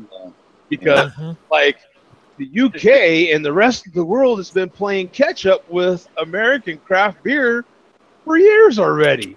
Like, I mean, you got the Germans even thinking about updating their purity law, for Christ's sake. Like, where have you been at? You know, like, well, yeah, they're going to go into right it. now, the stereotype would be just what Craig said. Like in the UK, there's real. Don't get me wrong, because there's some damn solid session ales over there, hands down, right? Okay. But if anything, there's little craft pubs starting to pop up here all over the UK. Oh yeah, it's happening. It's here. It's been here for 5, 6, well, probably longer, 6, 7 years. Which is short. It's just ignorance on their part. Yeah, I mean, even like breweries like Cloudwater and Verdant and stuff, they're producing some stuff that, you know, double IPAs, you know, regularly, and they do some session stuff, but, you know, you've got the whole spectrum going on. It's not all low ABV beers like maybe a lot of people in America, not you guys or anyone who's into craft beer, would realise that there is actually some big ABV beers over here as well, which just doesn't get talked about. Yeah, you know, it's funny though. I mean, I don't know what percentage of the U.S. beer market does craft beer make up now? I heard a few years it was like 10%. Is that what it was? Yeah, I mean, it's still super low. Yeah, I mean, so you still have 80 to 90% of the people that are drinking big beer, and that's all they drink. So, you know, but 10% of the U.S. beer market's a lot of beer. You know, 10 years ago, it was less than 1%. I mean, so it's gone up very, very quickly. But you still go to like a regular liquor store in like small town America in the middle of nowhere. People are going to be walking out with cases of Bud Light before they're walking out with cases of craft. Well, it's even, I mean, Phoenix, that's the case for, you know, most everyone still. Oh yeah, yeah. People walking out with trailers full of, you know, Corona or Bud Light or whatever. That's still 70% of what they sell. You know, and this is a local store that sells a lot of craft beer, but they sell mostly is still macro stuff. Here you go, Mark. You've got, this is from the Association, you've got National Beer Sales. production data, sales were down 1% in 2017. I think we talked about that a little bit. Here you've got that graph. Overall beer market is 111.4 billion. Craft beer market 26 billion. Huh. Okay. 12.7% share. Okay. 12.7. That's pretty good, actually. So while it's pretty good, and then you've got the import. You can see that import right there. You know, so while that's still pretty decent, I mean, this is all big beer, my friend. And I kind of wonder how they're figuring that up. Like, what is the breweries that big beer is buying? Does that count as big beer still? Now, how are they dividing that up? Are those breweries still counted with craft beer sales, or is those breweries now counted with big beer? Yeah. Just as to how they break it down. Well, if you look at Untapped and look at a place like Golden Road, which is bought out by AB InBev, it'll say macro now. So you'd think they'd account that as macro. Yeah. Barrel production or whatever, however they're figuring it out. By a macro, or is it craft? Yeah, that's good. It's probably some kind of politics. Whatever way it benefits whoever, Yeah. they'll label it whatever makes sense for that. You know what I mean? Yeah. Like if somehow that However makes they want to guys sway look it. big, then it's going to be labeled as macro. You know. But yeah, you take like this beer, you know, a sour, you know, less than 1/100th of 1/1000th of 1% of the beer, you know, of the beer sales in America can be sours across everything, you know. Yeah. That's niche, for sure. Yeah, it's funny. I remember even like maybe 5-6 years ago being at beer bars that had like sours on tap and stuff, and they had warnings saying this beer is supposed to be sour and all that kind of stuff, and they still have people, you know, returning it, being like, I think this has gone bad and that kind of stuff. Yeah. When like, you know, I mean, this is a beer bar that had like, you know, 20 tabs of only craft stuff, a lot of local stuff, and still people would be, you know, not have any idea that that sort of thing even exists, let alone what they're buying. So Yeah, exactly. No, it's supposed to taste like crap. That's what it makes it good. Now, here's a little different piece from Fortune. This is, I think, a reputable Fortune.com. And you've got all total, the craft beer industry saw sales of $26 billion. This is a piece from March 27th of this year. Okay. Right. $26 billion, or 23.4% of the overall beer market. Wow. So that's even higher than last So year. that might be dollars, but I wonder if in barrels is 12%, because craft beer is typically more expensive per barrel than macro. That might be the, you know. So, but, you know, still, it's from a reputable. Yeah, that's the key word. Yeah. You know, how they're going to divide that up, I don't know. You know what I'm saying? You could break it down in 12 different ways, you know. But see, the Price, other one that I looked at, volume, whatever. they're taking data from the same source, the Brewers Association.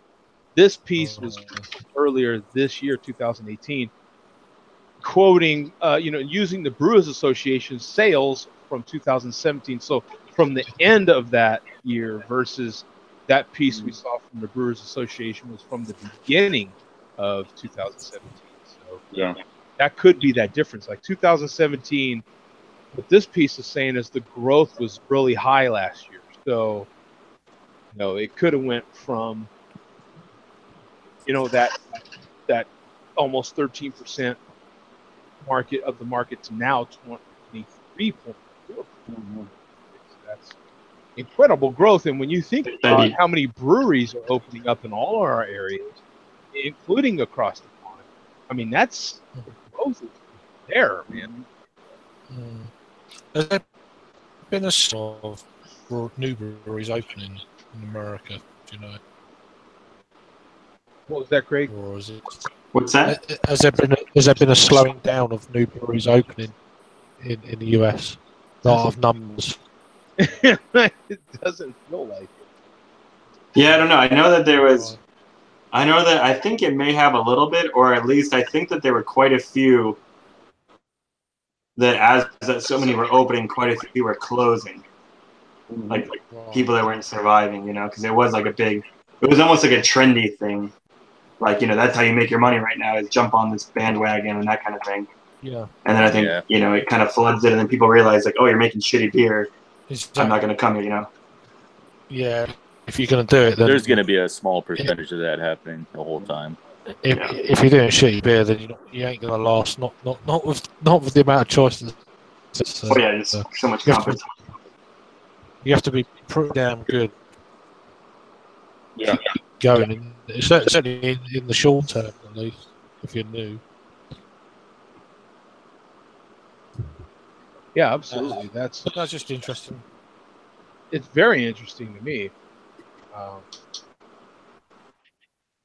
I still think we're approaching, 6,500, 7,000 breweries by now? Mm-hmm. That's exactly what I'm looking up right now. Yeah. Yeah. Still crazy amount. It's pretty tough to come up with a number. Especially if you think about it in the States, it's going to, like, be so heavy on the coasts. You know, like Wyoming, the number of breweries in Wyoming versus, like, you know, I don't know, Maine or Oregon or whatever. Yeah. You know, there's probably, if there's 7,000 breweries in the States, there's probably 5,000 on the coasts. And then everything else in between. Yeah. There's more breweries in the northwest section of Atlanta than there is in probably the whole state of Wyoming. Yeah.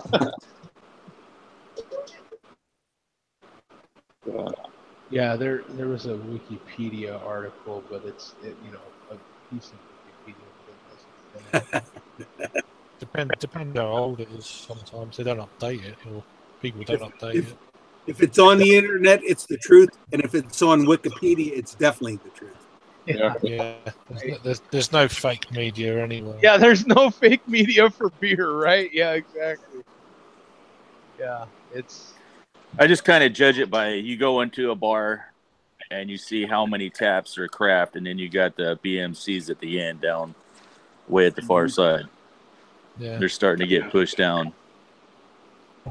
Yeah. Well, here's this that I found, and this is just quick searching, right? This is from, what is this, Statista.com, whatever that's worth to you. Number of operating craft breweries in the U.S., 6,266. Where they came up with that number, how old this number is, I cannot see. But barrels produced by craft breweries in the U.S. 2017. I guess we could click on this and come up with a number. Look at that. 25.4. What is this? Probably million. Yeah, probably million. Yeah. We've got a 9.1 million barrels. In million on the right. Yeah. So that's 25.4 million barrels in 2017. So you can see the growth here on this chart. So you've got from 2009 with 9.1 up to 25.4 last year. So Look at that jump between. I don't know. Can't quite see. That jump is massive. 13 and 14 in the middle. Yep. Yeah, that's huge. Yeah. And I think that's that. Actually, that's that year. I think that even Zach started his brewery. Yeah, he started in. That makes sense then. Yeah. That's all him. That's all Zach. That's why I think it kind of leveled off a little bit, because I think there's still a whole lot opening, but I think there's now quite a few closing. Yeah. Mm-hmm. Yeah. But because there was a little while there for it, like, honestly didn't matter how bad your beer was. Like, you could just open a brewery and it's like, oh, this is a thing. Let's go here, you know. Mm-hmm. Yeah. And now it kind of got to the point where people are a little more picky. Oh, here we got a stat. Number of craft breweries in the United States. Exclusive content. That's great. Oh, Gotta pay. Content. Yeah. Oh. Go ahead and subscribe, Joe, so we can get the content. Is that California, I reckon? Yeah, it's probably California. Yeah, that's probably. What a buzzkill, no? Yeah. He's Sucks. No, I'm subscribed. It's California. Yeah, that's a look at. Man, I hate when they do stuff like that. Because all it does is you're gonna find it, you know. Someone else will have the numbers. Yeah, so here you got 2017 U.S. operating craft breweries. Yeah, they have the same exact number. Of course, this is craftbeer.com. So this is yeah. this is the where everybody's getting their source. This is Yeah. everyone's getting their numbers. Yeah, until it's standardized, you kind of just got to roll with it, I guess. Yeah. So this is from the Brewers Association. This is where everyone's getting their information. So let's see. 6,266. It's pretty crazy. Zach says he was going to try to jump in. He's the one that knows this stuff hands down. We all know that. Yeah. And I just love when he does jump in because it's just a wealth of information when it comes to this. Find the U.S. brewery. I would love. Yeah, maybe I just need to search that. Like. Rod J keeps up on this kind of info too. Oh, he does too. Yeah. Yeah. And there's It's pretty up on that. Yeah, there's his show. Yeah, the beer flow. Ooh, How many? that's a sediment in the bottom of this. We found there are more than 10,000 craft breweries worldwide. Of those, 86% are in the U.S. and Europe. Yeah. And Europe actually past North America by 3 breweries. So the U.S. has more than 4,000 breweries. Oh yeah. That has to be all 2015 information. So. There must be a lot in Canada as well. I think there's a lot in Canada. How many breweries are in Poland? There's a lot in Poland, but obviously nothing. Like, I don't think they've got to 1,000 yet, but. Well, it's so different between different countries. Like the Czech Republic, I've been to Prague, and like a bunch of those breweries there, like they serve their beer at their little spot, their little restaurant, and that's it. They're making all their own stuff, but it doesn't get any kind of distribution, even to like regionally, let alone like canned or bottled or whatever. Like literally a neighborhood brewery. Yeah. Which is cool, actually. Well, that's what a lot of the growth in the U.S. is. I mean, a lot of these are little, small little, town, and they may distribute to some bars in the area, but they're not really going outside of those. Oh yeah. Yeah, it's fascinating. Just watching it like we've done over the years and just seeing where it's going. Oh, here we go. Here's a chart that shows openings and closings. This right here. So let's see if we can figure this one out. Brew pub. Now this is slightly age information, but not by too much. So you've got the 2007 opening. I would assume green one and micro opening and closing. Okay. I would assume that's what that is. Large on-craft. Brew pub openings and closings. So in 2017, it looks like what? 300? Well, it's dropped. It looks like it's dropped in 2017 for openings. I assume that's openings. 2010 wasn't a good year. Look at all those openings almost the same for brew pubs. Yeah, right. Like, wow. And they jumped the gun. Mm-hmm. Yeah, this is closings. Yeah, because look at that. 51 brew pub closings in 2010 versus 60 just brew pub a dozen. That's amazing. And now here you've got 264 brew pub openings in 2017. And you got 64 brew pub closings.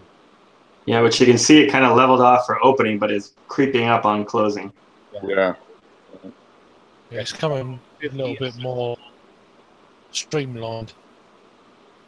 Which isn't a bad thing, honestly. That's a lot of success, though, when you think about it. I mean, look, three-quarters of what opens stay around for a few years. Yeah, I mean that's pretty Yeah. good. I mean, if you can make a decent beer and manage it well, that's the key to all this stuff is managing it, right, Mark? Like, Yeah. a lot of our problems is managing our money when it comes to anything, even if you work for somebody. The minute you go in business for yourself, you have to be with your I's dotted and your T's crossed constantly in order to stay in business, in order to make enough It's a risk. It's a to risk. make that next barrel. I mean, Risk and reward. It's kind of. and I you think have it's something you have to be doing it for a long time as well. I'd say. I think we hear from Zach quite a bit that like you have to be smart enough and humble enough in some cases to realize what your customers actually want and what they're actually drinking, and realize, put aside your own needs and desires for brewing beer, and what does your actual clientele want? What does your customer actually want? What are they actually drinking? And how much of you can they tolerate in that? Like with Zach's Pub, he wants to keep a true to their selves sort of deal, so they don't have TVs and all this sort of. They don't want to be a sports bar. They want to be, a craft brew pub, and they've held true to that, but still being very sensitive to what their customers actually want. They don't serve food, so they have associations with food trucks, associations with other kind of crafty shops in their area, donut shops, and other places like that. It's kind of cool what's happening. More specialized kind of. Yeah. And I would bet if you compare those like brew pub numbers to like your average restaurant, I bet they're actually probably better. Yeah. Because restaurants, most that open, or a lot of big chunk of what open close pretty quick. Mm-hmm. That's a tough business. So. Question. Yeah. There's a lot of choices, isn't there? But yeah, let's just change. I think a lot that are closing they're extending themselves too far, too quick. Yeah. Yeah. Trying to Going distribute outside their means. Yeah. Yeah. Too soon. Just get established first, and then. Well, and unfortunately, it seems like so much of it's kind of about hype and that kind of stuff, for the first little while, and then you can sustain it after that, Because there's a lot of breweries here just in Arizona that I know of that, are like super hyped for a little while, and people kind of stop talking about them. And then, they're still around, but it's kind of not a big deal anymore, kind of thing. Yeah. A lot of press and notice right at the beginning, and then on to the next thing, and then just hope there's enough people that hang around. Yeah. Keep them going. I'm not getting it. Wow, these places are really restrictive on their information now. I must have wore out the time limit on trying to get. Like people want you to pay for everything these days. It's insane. You must be able to find out online. It's ridiculous. Crazy. That's where the money is, man. Analytics. Nah. If it's online, you'll find it. It's just. Yeah, it's for free. That's what gets me is that, like, some of these places try to do that, and the information's out there. Like, you keep clicking links and you'll find it. So, what do they think they're actually doing? I just want to see a cool little nice lazy graph because I don't want to read stuff. Like, there's plenty of stuff on here you can read and get information. I don't want that. I need a graph because I'm like an idiot. You know what I'm saying? Oh, I know. Oh, yeah. Too many stupid advertisements getting in the way. Yeah, some of the. How many restaurants?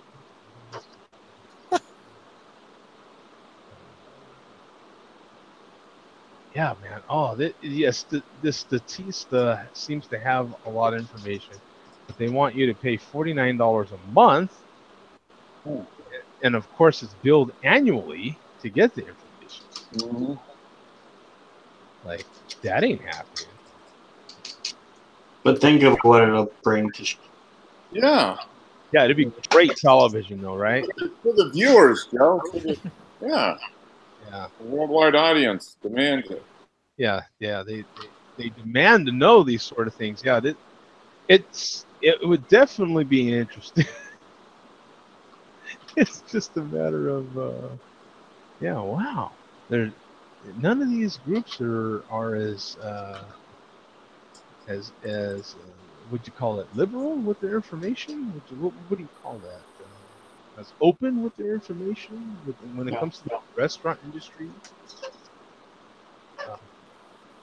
It says the annual sales, the general Google information here. But maybe I could get this graph. So all I can seem to get is these simple little graphs. I don't necessarily know what they mean, but so you've got in billions of current dollars, restaurant industry sales, 2017, $798.7 billion. 2010, $586.7 billion. Nice. Yeah, right. Yeah, that's the restaurant industry as a whole. That other website though had some graphs on like how many go under, and that number was staggering. I mean, the number crazy. Number of calories from fast food among adults 20 and over. Do we really want to know that? I think we should have it as percentage of energy from fast food among Energy. Yeah. the dark is underweight or normal. That's not right. Underweight is normal. Then you have overweight and obese, baby. Look at, here's the obese chart right here. This is the percentage. It doesn't say if this is America or just the world in general, but here's what they call underweight or normal. And the middle one, the light one, is overweight, and the dark one there is obese.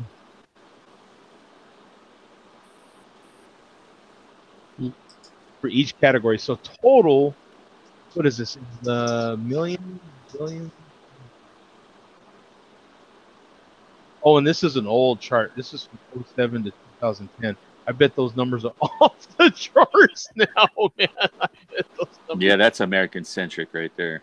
Yeah, I bet those numbers are right now. You add in the nacho fries. Yeah, you gotta look out. Yeah, you added nacho fries. All the bars would probably be reversed for other countries. Yeah. I just found, I was just Googling a stat from Ohio State that says that 80% of restaurants fail within the first 5 years, close. There you go. And 60% change hands in the first year. So, I mean, that's what I'm saying. Like, if breweries, if it's only like 20 or whatever percent, that's not too bad. Yeah. Not really that bad. Yeah, because I think with breweries, you have a little bit more of a planned out sort of deal, right?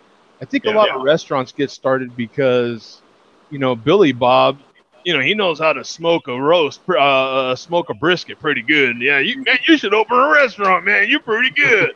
Yeah, I think I will. And that's about as much thought that goes into it. Well, I think too, I believe most restaurants make most of their money off like liquor sales and beer, So if that's what you're actually doing primarily, you're gonna have more profit, Yeah, you've got Billy Bob. He just kind of opens the barbecue shack, and he really don't even sell beer. He just sells a Coca-Cola every once in a while, and he, and there ain't too much versus a pub. There's a lot of thought that's got to go into this, man. You're like, okay, how much beer can I actually serve? And then because now you're dealing with alcohol, so there's got to be a lot of business planning going into this because you've actually got to submit a business plan. and you've got to submit all this paperwork for the feds, for the state, for all your local agencies, because it's alcohol. They all want their cut. So you've got to actually kind of know what you're doing a little bit. So the rate of failure just kind of leads to that. Might even be actually in even talking about it that much farther, that might even be part of the reason why some of that 20% do fail. Like that might be they just can't keep up with all the taxes and all the paperwork that needs to be constantly done. But I think Zach still talks about like that's a large part of what he does is just that. Like, how many actual pours was he pouring out of that keg? And all those sorts of things, because all the different branches of government all want their cut, right? It must be hard on him. I mean, especially where he is. He's in Denver, isn't he? I think. Yeah. There's a lot of competition there. It's no doubt. It's just, you got to be half decent if you're surviving there. I'll tell you what, man. You know what? Talking about that, that's a good topic. They've even, and I would imagine if it's here in Arizona and Phoenix, it's definitely got to be in Denver. They've got like apps to help you locate these places. But I mean, no different than the restaurant apps, no different than Yelp. I mean, what's the name of the app? They have billboards for it. I'm trying to think of is it Tap Finder? Tap Hunter? Tap Hunter, I think. Yeah. Oh right, really? What? Just for Denver on its own, or no for weed? No, for weed. I'm talking for weed. Okay. Yeah. Oh, okay. All right. They've got like these apps to help you find all the different dispensaries. What is it called? Excellent. I see them all over the place. And you want to talk about something that's opening like crazy, even with all the regulations they're putting on it, is dispensaries. I mean, I can't even count how many dispensaries. Yeah. Nuts. Wow. They're getting pretty bold too. Like they walk around with their bags. Because let's face it, that clientele walks. They don't necessarily drive a lot, right? I mean, they walk. They take the bus.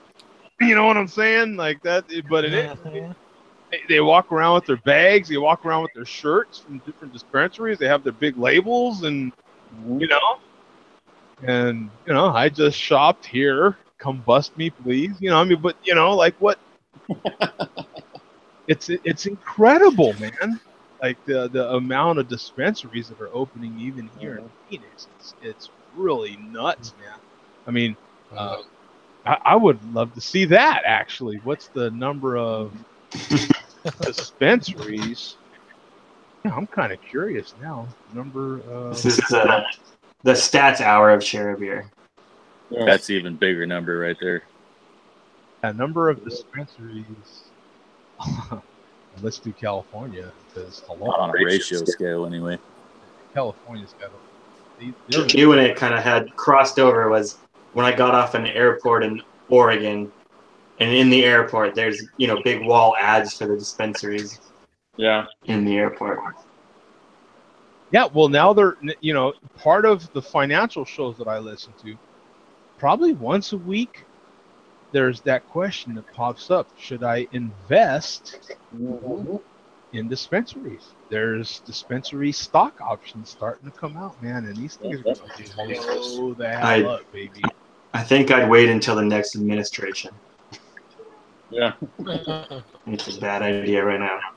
Okay, here we go. This is awesome. You know how I love this stat stuff, like these charts and stuff. Okay, here we go. Recreational marijuana state dispensaries by state. California, trumping everybody. No pun intended. 261, baby. Nevada, 61. Alaska, 93. Oregon, 560 plus. There you go. Holy smokes. Yeah. Wow. Look at that. 560 plus. Yeah. sneaky. I mean, I don't even hear anything about Oregon. Yeah. And they are killing it up there, son. Walk If you think around about if you think about per capita, corners. Yeah, you think about exactly, Pat. You think about per capita. Oregon. I mean, you can't get away from the weed, son. The weed grows like it rains a lot up there. So hello, you know. I mean, there's got to be weed everywhere up there. Washington 103, Colorado 520. They're nowhere close to Oregon. Oregon's killing them. Massachusetts 19, Maine 8, Arizona 100 plus. Look at that. Yeah. There you go. And Arizona is one of the first states with a drive-through, dude. We've got drive-through flipping everything here, bro. You can drive through dispensary. You can drive through liquor stores here. It's crazy, man. well, the crazy thing about Arizona is it's not recreational legal, and they still have 100 plus. Yeah, it's still medical. Yeah, medical. But Quote unquote medical marijuana. next to the billboard, They got delivery out here. It's coming. next to the It's medical coming. dispensary billboard is the billboard that we are the doctor for your dispensary needs. You know what I'm saying? Like, Yeah. it is crazy here, bro. There's apps. I'm telling you, there's apps to help you find dispensaries and what they have, and it's nuts. New Mexico 68, Montana 50 plus. Okay, Legalization is the way. 50 Yeah, I was gonna say that for Montana, that's a hell of a lot. That's a hell of a lot. You've got like 100 people there. That's like a dispensary for every 2 people. Michigan. It's not legal there either. And it's not legal, and they've still got 50 plus, man. Like, this thing is catching on like wildfire. Look at that, Minnesota. Look at that, North Dakota's got none. Minnesota's got 8. Michigan's got 100 plus. They're just not listed. They're just not listing where they are. So. Illinois only got 53. You would kind of think Arkansas 0. This kind of makes sense. You're hitting the Bible Belt here now. Louisiana 0. I don't see Georgia. Ohio. Bible Belt. That's the truth. That's the truth. Yeah. These places have huge, bro. These churches up in these areas have truck parking, like lorry parking. I mean, they've got like, these churches are seriously big. Yeah. Look at New Jersey's only got 5. New York's only got 19. 19 in New York. Jeez. That's kind of crazy, isn't it? Vermont's got 4, New Hampshire's 4, Connecticut 4, Rhode Island 3. It's Massachusetts on there. Final hit. I like that. There you go. A final hit. Yeah, online listings appear to be inaccurate, right? We found 815 out of the listed 2,174 dispensaries were active. This is 37% of the listings. Like the Humboldt Institute. That, I tell you what, though, look at these numbers in 5 years. Yep. And they're going to be like 10 times this. There you go. So they have a think tank for weed. The Humboldt weed tank. It's smoking. Look at it. Hey, and look, we went to the Brewers Guild, the Brewers Association. This is the source on weed. High Times. Hello. Yeah. High Times that's it, son. So it's legal here, but at least in Riverside County, they're still raiding places. So within the last probably 2 years, I've seen 20 new spots open and close. Wow. They just keep bouncing around. Jack, according to High Times, Colorado ain't got nothing on Oregon, son. We'll see about that. Are you guys on for like 15 more minutes? Who knows? In the show about a half an hour ago, so yeah, I'm gonna be home in like 15 minutes, and then. But I just want to check on you guys. Joe, I have some Oreos I want to talk to you about. Okay. Stay in the show, damn it. Yeah, we'll talk. We'll definitely do our best, Be man. right back in like. I'll be back in 15 minutes. Okay, Zach. So now we have definitely promised to extend the show for at least.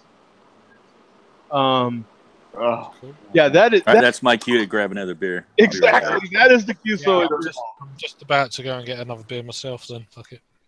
If we kept the show going for a long time last week after you got off, Joe. Oh, you did? Okay. Yeah. I think it was a good hour at least, maybe longer. I was quite wrecked last week, believe it or not. Oh yeah, that wasn't too bad. I know you couldn't tell, but yeah, I was. I still have at least that much of my hypno pump left, so I've got this much of the 11%. So Okay. Well, it's time to bring out Jesus. oh god, sweet baby Jesus. Oh, lovely. Yeah, peanut butter. That's supposed to be absolutely amazing. I've Yeah, never had that one. Where's my glass? Oh. Yeah. We got religion in Kentucky. I found a sweet baby Jesus in Kentucky. Yeah, we don't get that over here. That one. Craig, what was the name of the beer you had again? Sweet Oh, baby the one Jesus. now. I'm sorry. Yeah, the Imperial Stout. You're talking about the coconut. Yes. Yeah. The one that Craig had. Yeah. I'm on. Are you on Untapped or? I am. Yeah. But it's popping. P-O-P. It's probably not pronounced that. It's P-O-P-I-H-N. Okay. Brasserie popping. And then it's just their Russian Imperial Stout. Yeah. Okay. Wow. But it's a collaboration. Or toasted coconut cocoa there. Okay. Yeah. It's okay. It's pretty. I'm just curious. Whether you're pretty special. Craig S. That's you. That's me. Yeah. Yes. Here we go. I've got a piece now that is combining both of what we were just talking about. So this combines beer and cannabis.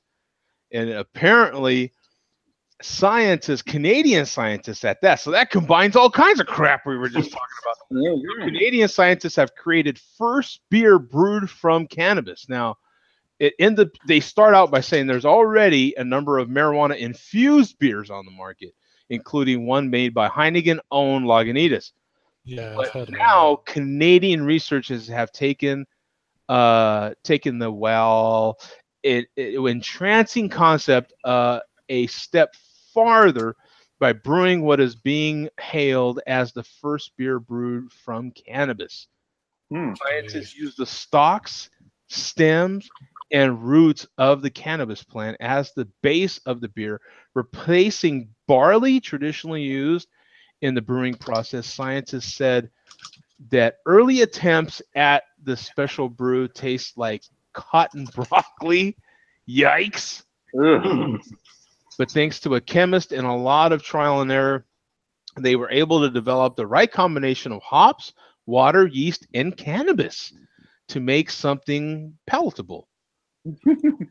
Palatable. Ooh. It's palatable. That's what I put on my label, a palatable brew. Palatable brew. The final result is a non-alcoholic, gluten-free beer that gives drinkers a bit of a high. Okay, how is this a beer? Gluten-free. They do it gluten-free. Non-alcoholic, gluten-free. Describe its flavors as dry, savory, less sweet than a typical beer flavor. Psychoactive effects of the THC also hits you quickly, unusual for an edible or drinkable. Gluten-free and non-alcoholic, but you'll get stoned as hell. You need the alcohol. Really? Yeah. Rajay says weed beer just in time, man. Yeah. Now you know that our weed authority, we're mentioning weed a lot. He's gonna jump in here at some point. The weed phone's going off right now. Right now, there's the weed mural in the sky. Yeah.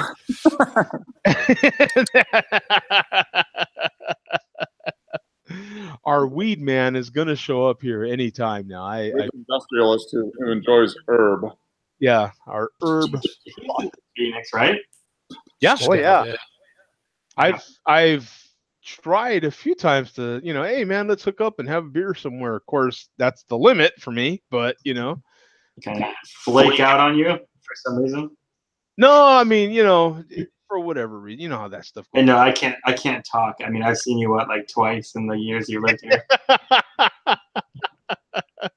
It's all good, man. That these things happen. But yeah, I thought that was pretty interesting right there. An interesting little tidbit there. The first weed beer, fully weed beer, a beer actually brewed with it. All weed all the time.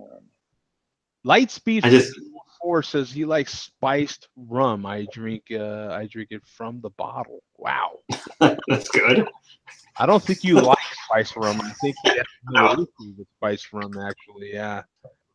I think you like what spiced rum does. Yeah. There's, and we've had this conversation. It's been quite a while, but we've talked about like what we all, hey, I love beer. I love craft beer. I love everything about beer, and that means different stuff to different people, right? The love of something, and don't you kind of feel like?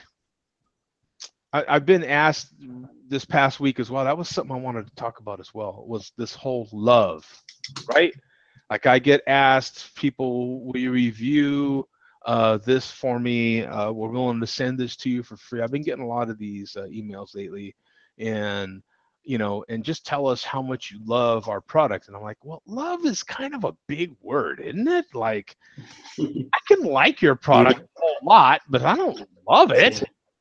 You like it. Yeah, I like it. You know what I'm saying? If I really like it. You know what I'm saying? I mean, don't you feel like this love thing is getting thrown around a little bit too much? Yeah. Enjoy is a good word to start off with, and then we'll see if it turns into love. Yeah. I also think they're kind of loading the question, or like assuming, like, if we send this to you, you have to say you love it. Right.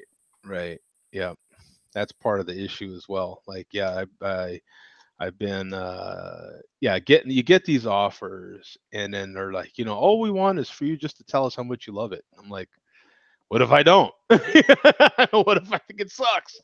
Now what? Yeah, I think that love thing is getting thrown around there a little bit too much. That there are some products, and you're like, hey man, I like this peanut butter stout. I actually do love this stout. I mean, it's really good. But I've heard people like talk about shaving, for Christ's sake, or using this toothbrush. There's this toothbrush ad that I keep hearing on a lot of these podcasts and stuff, where there's an app that is it Quip? Yeah, I've heard those too. Yeah, and they're like, oh, I just love this toothbrush. Come on, you don't love a toothbrush? You know what I'm saying? How do you love a toothbrush? I love my mama. You know what I'm saying? Are you gonna replace your mama with the toothbrush? You know what I'm saying? Like, do you love the toothbrush more than your mama? You know what I'm saying? I don't think so, man.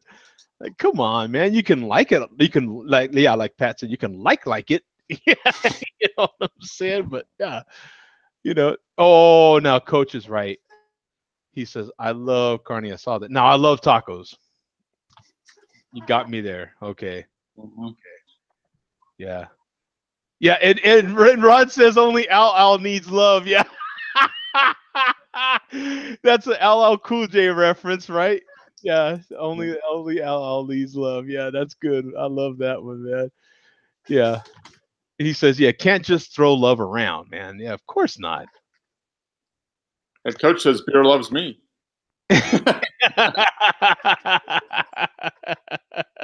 Yeah, when beer loves you, hey, it's a full commitment at that point, right? We're in this together, baby. I got you, you got me. You know what I'm saying? Yeah, that's I can see that. Yeah, because I do love tacos.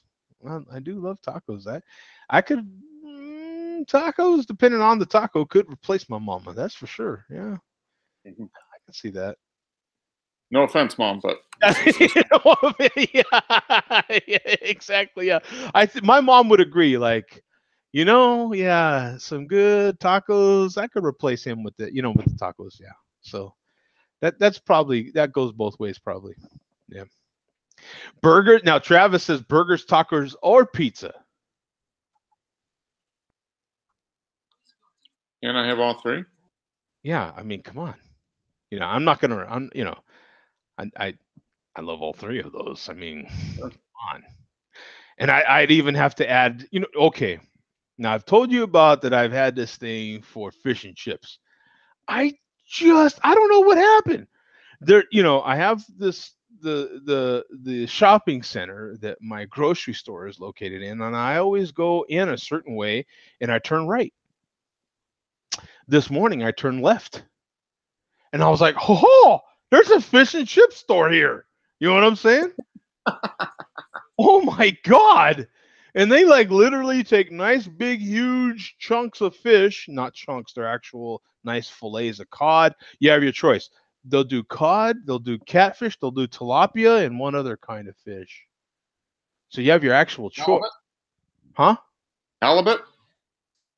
It might Just for the halibut? Sorry. be the hell of it. Yeah, that was a good one.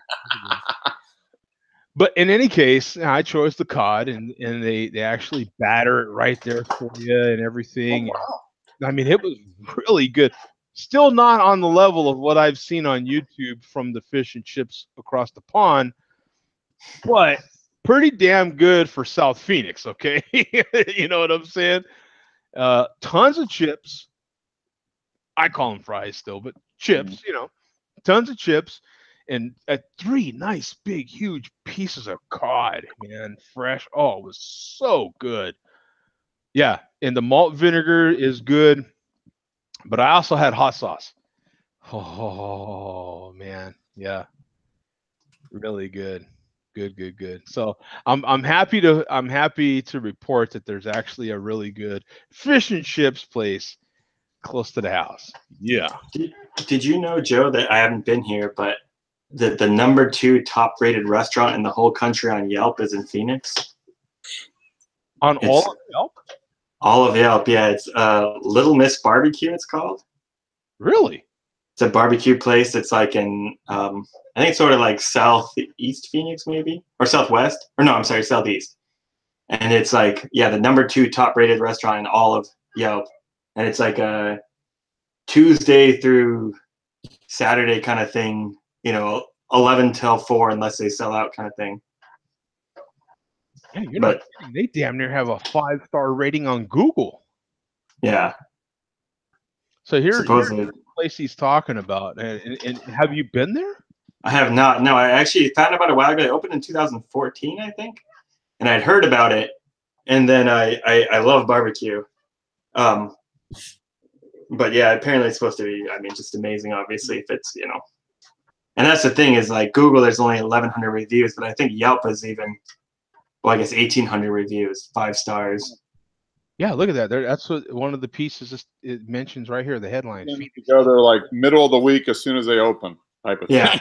because it's Tuesday, like I said, Tuesday through, I think, Saturday, 11 till 4, and I'm sure they probably sell out most days. And I imagine, maybe, if hype's died down a little bit, I don't know, but I would imagine a lot of days there's lines, before it opens kind of thing. So it's a Texas-style barbecue, and I love this. We were just having this conversation at work. We were talking about barbecue, and and that's why I was telling them, I love that Texas-style barbecue. That's the type of barbecue I like. I like smoky meat flavor, sauce on the side. I don't like my meat sauced. I like my meat. I like my meat all natural, baby. Just give me the smoke. I want to taste the meat. I feel like, now don't get me wrong, I'll eat barbecue when it's, fully sauced and stuff as well, but my preference would be like this. For sure. I'm with you. The crazy thing is, think of that. That restaurant is open at most 25 hours a week. Mm-hmm. It's actually open. That's crazy. They're probably not even open that long. I bet you they sell out before. Oh, yeah. I would imagine most days, yeah. Brisket looks phenomenal, man. No. Yeah. So unfortunately, I live quite a ways from there. It's like a half an hour, 45-minute drive for me, depending on traffic and whatnot. But I need to make it happen one of these days. Mm-hmm. That sandwich looks really good. Yeah, man, I am definitely gonna favorite this. That is gonna be. You know what? I passed this place quite a bit. Yeah, it's on University. Yeah, 4301. Yeah, I passed this quite a bit. Wow, I did not know. Thanks, man. That looks good. Looks fantastic. Yeah, you got sliced brisket, $10, smoked salmon, 12, crispy spam potato salad. There you go. Gotta try that. Bam. I bet. Oh. Gotta try that. Man, that's. And they've got a small menu too, which makes it good. Which means they probably make Good good money. They just a limited menu of good stuff that they sell a ton of. Yeah. So this, I definitely go by here quite a bit. Is there actually a river that runs through Phoenix, or is it dry most of the year? That's a canal. Yeah, I mean that's like a. It's not really anything. Yeah, it's like part of the whole like water system here. You know, as far as like supplying water to people. You can see that it's 30 minutes from me right now. There's no hiding that. It just told everybody. 30-minute drive from home. So, which describes a lot of places, actually, if I want to. Yeah. From my house. So for me, it's even probably more like an hour right now. Yeah. So that's why I haven't really. That's not an area I'm in that often. I mean, it's near the airport. That's what I should do. If I fly back some morning from a photo shoot, just on the way back, grab some barbecue on the way home. Yeah. Yeah, and it's not like necessarily, like the best damn area. No. I mean, look at all this auto. It's like a auto everywhere. Yeah, because it's. Which honestly is not a bad sign for a barbecue place. Like, that's actually a good sign. Yeah. They've got a good built-in lunchtime crowd. Like, I was in Santa Barbara recently, which, like, everything in Santa Barbara is, like, super overpriced. And the best food I had was hot dogs at a food cart outside of a gas station. And they were amazing. And it was literally in a gas station parking lot, like two dudes in their 20s selling hot dogs. Yeah. Yeah, look at that, man. Today it's closed right now. Open from 11 to 4. Price range is $11 to $30. Pecan pie. Oh. So yeah, they have little. So here's our hours: 11 to 4, 11 to 4 every day. That's what I'm saying. Yeah, 5 days, 5 hours, at the most. So crazy. Take reservations? No delivery. But to do all that food, somebody's spending a lot of time monitoring that. I mean, you're paying somebody graveyard shift. I made it back before Zach got here. That's good. And go to that next picture. If you look at the sauce bottles in the next picture, that's a good sign too. Yeah. Yep. Just like masking tape with. Man, that's my favorite, bro. I love when they have all those burnt bits like that, man. All the bark. Oh God, that is just good eating. You see the white bread back there? That's a good sign too. Uh-huh. Slices of white bread. There's bread. They probably give you your choice of bread, just like Rudy's, man. Rudy's is that. This looks and feels a lot like Rudy's. I could do with that now. Jeez. But that's Texas. I'm sure you've been to Texas, Pat. This is typical Texas style barbecue. Oh yeah. This is how they. Oh, look at those. Those pintos. That. Yeah. This. Oh man. Yeah. Look at that. Oh. I'm booking my ticket. This is why the obese number's so high. This is why the obese numbers are. You know what? Actually, depending on what diet you're on, when I was on Atkins diet, I ate a lot of Texas barbecue because as long as you don't get all these sides, you're just eating the protein. Yeah. Fat and the protein. Now I heard about some new diet recently. We were talking food and stuff at work, so these guys mentioned this new diet. What's it called? Like. And it sounded a lot like Atkins. I was like, dude. Talking about paleo? Paleo, yeah. And I was like, paleo? What the hell? And so one of the cats that's on it described it to me, and I was like, that's Atkins or South Beach. What do you Well, want? it's supposed to be like supposedly what like basic cavemen ate or something. I think. The big You thing can call for it whatever food you is want. It's unprocessed Tired food. doing it. I mean, you know, Yeah. it's just more natural food. Yeah, unprocessed stuff. Although didn't they just find bread in an oven that was like 6,000 years old or something like that? Like much older than they thought bread existed. Was it cooked? The bread. I don't know how they found this. It was like a burnt piece of bread in an oven, some ancient thing, and it apparently like shifted everyone's ideas. Like people thought bread was a recent thing, and apparently bread's been around. Oh yeah, I much did longer. hear about that. Yeah, I heard about that. Petrified bread. Yeah, basically. Call it the bread rock. I think it was actually because they burnt it, then it changed the like genetic makeup, or not genetic, but the chemical makeup of it. Yeah, I So heard then about that. it was able to stick around. It's called a, I think they call that a tortilla. How you doing, sweetheart? How you doing, Zach? I thought you just called Zach sweetheart. I did. did actually. Okay. She just took credit for it. Yeah.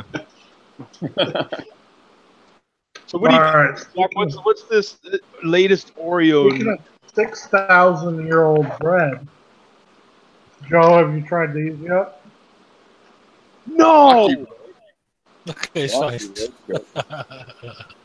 It's a Rocky Road Oreo. Rocky Road Oreos. When did you get those? Like 3 days ago. Oh, dude, you one up me, man. I have not seen those. Well, and I will tell you what the wife told me is, if you just put a little nut in my cookie, it tastes a lot better.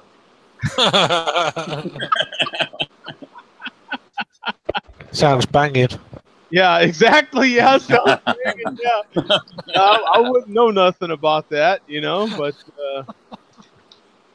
I'll take your and her word for it. It's interesting. It reminds me of, did you have the Fudge ones? Yes. It was a lot like those, but like more gooey. Huh. You don't really get, like, to me, Rocky Road had like that nutty whatever. And I just know you're an Oreo connoisseur, so I've been waiting on this for like 6 fucking days. Because I found it after the last Share a Beer ended, while we were at the store, like while Share a Beer was going on. And you guys were gone by the time I got home. Oh man, so you had to hold on to it. I had to wait on the pack of Oreos till you sons of bitches came back around. Today you were just like shaking, like, oh God, I hope they don't get off before I get home so I can share these Oreos. Yeah. Well, Joe, I don't know if you heard, Joe got a text message. Text message? Yeah, he actually texted Joe a text message. How long are you Share a Beer sons of bitches going to be on air? Oh yeah. Because I was at dinner and I was hoping to get you. I just thought everybody was laughing at me somehow. That's what it was about, the text message. Pat, I am looking at this restaurant some more. I can't get my eyes. I'm completely hating on this place because it closed at 4 today. Joe's going to be there next week. What do you think? Oh my God! And yeah, they're closed tomorrow, right? Yeah, they're closed Sundays and Mondays. Like yeah, so you gotta wait for a restaurant. And when they are open, so they're basically open Tuesday to Saturday for 5 hours.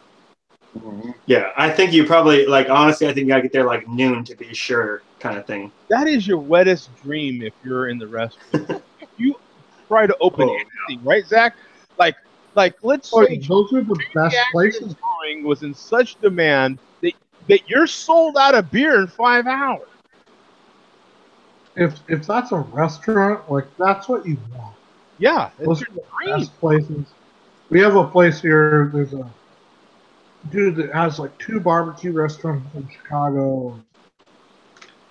Now he's opened one here in Denver. and he only opened on Saturday at 11 o'clock, and he sold out by 3 o'clock Well, the same day. And the smoked pastrami is just out of this world. So you've basically got the soup Nazi, and that's what we've got is basically the barbecue Nazi. Mm-hmm. You know, they could actually command you to like order and step aside and, and hand money, and you hand money, and you step to the side, and they might or might not give you bread. Yeah. You know what I'm saying? You know, and you have to order very specifically, or no food for you. You know what I'm saying? No queue for you. No queue for you. Yes, damn it, Mark. He always gets me on those, man. I credit Sweet Baby Jesus with that one. right on cue. But those are the best places. Yeah? They are, no doubt. Ooh, they have a new pie, Nutella pumpkin pie. No, Dude, I'm gonna say well. pumpkin. No pumpkin.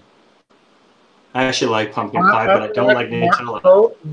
You shouldn't even say the word pumpkin until after September. I have to admit, I have never seen a 5-star rated place. You know what I'm saying? They're always like 4 point something. Yeah. Quite fine.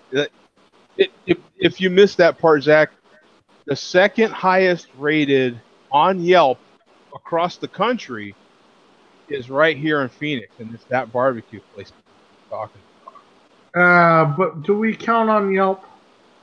Has that been brought up yet? Of kind of the dickbaggery of Yelp? No. I think when you get to like 1,800 reviews and they're all positive. Does anybody even that- use Yelp or look at it? I look just at it. I do. I would not even trust it. When I travel for photo work, that's actually what I hop on. Like I'm at my hotel, I hop on Yelp and I go like nearby restaurants, and then I look through and make sure not bullshit. But I use it quite a bit. Yeah, I do too. I use it the same way. If you're It traveling, actually hasn't let me down. Any place I've gone that was really highly rated like has been good. The problem with sites like Yelp, and I'll call it out big time, Untapped. Untapped has the worst beer reviews ever. Rate beer. More people are willing to rate anything, food, drink, photography, any of it, when they're unhappy compared to when they're happy. Oh yeah. So Well, that's why I say if you have 5 stars, it's 1,800 reviews. I think that's a good sign. I agree that there's good stuff that gets shit on because, well, it's like if you go to a hotel and like it's nice, unless they blow you away, you're not gonna say anything. But like if you have bed bugs, obviously you're gonna like review something. Well, Or like not even bed bugs is a bad example, but like I don't know. I agree that people are like 10 times more likely to leave a bad review than a good review. I totally agree on that. But I think class of user as well.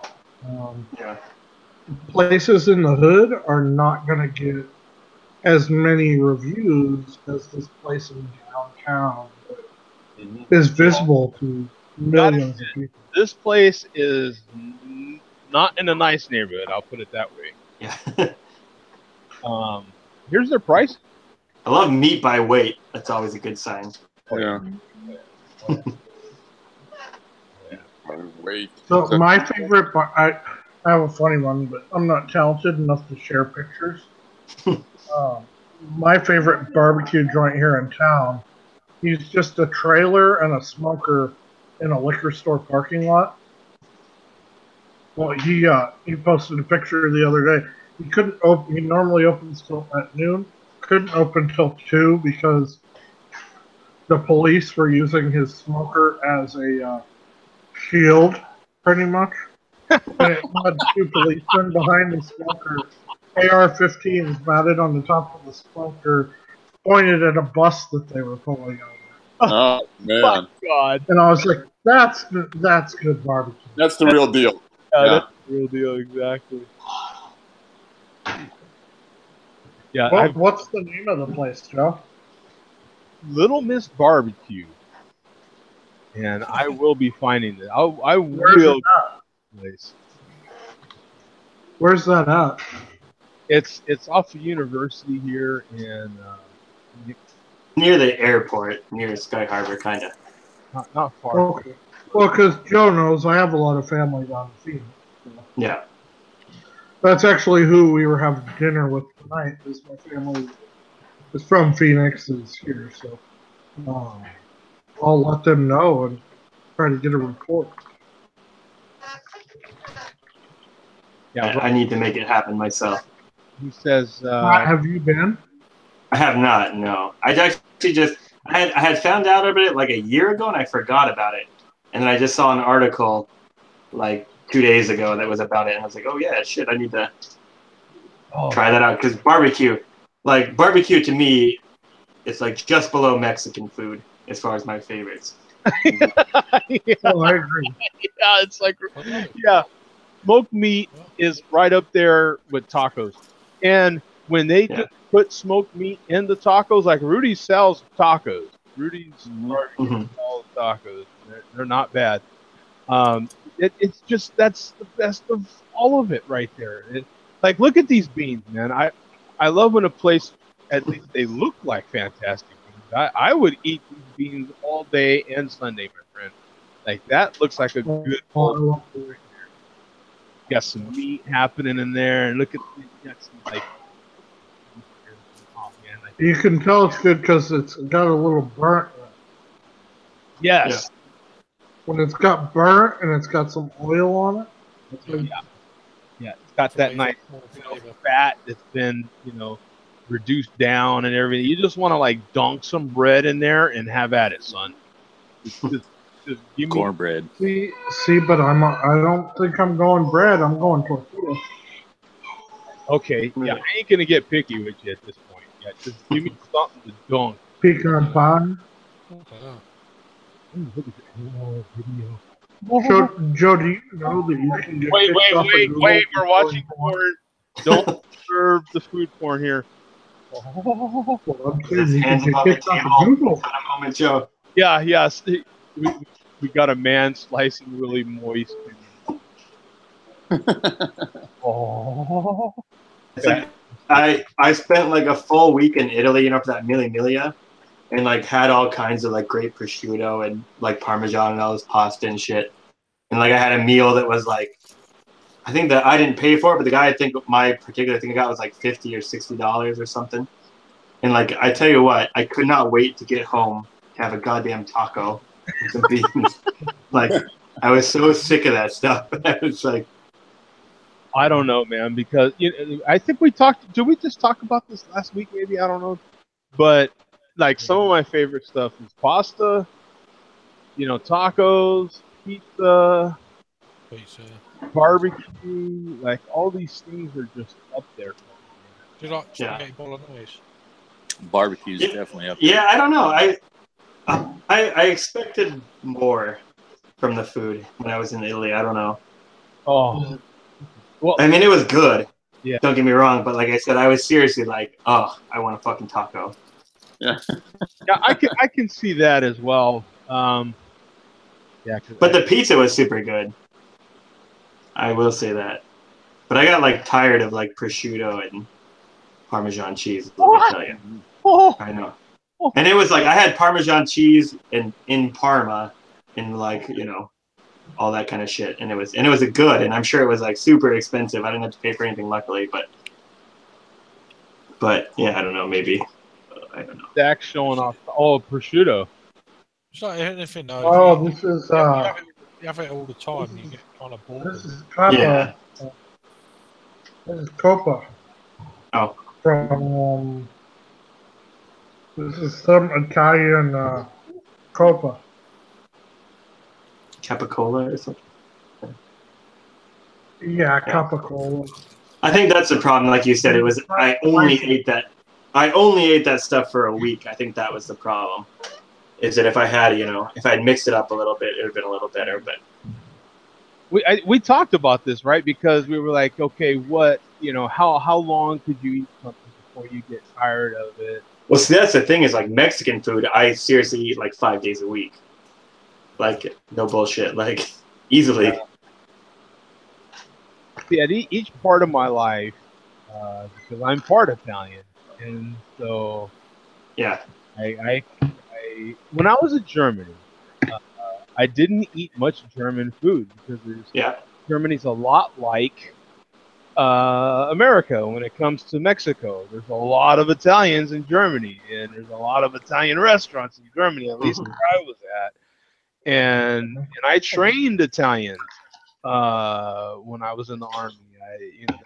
We trained a lot of NATO forces, and I spent the longest time and the most time with Italians. I had over a dozen Italians, me and another guy that was also part Italian, and we trained these guys, and so all they wanted to eat was Italian food. And oh my God, I was in heaven. Like if we weren't eating Italian food, we were eating Greek food, and I just I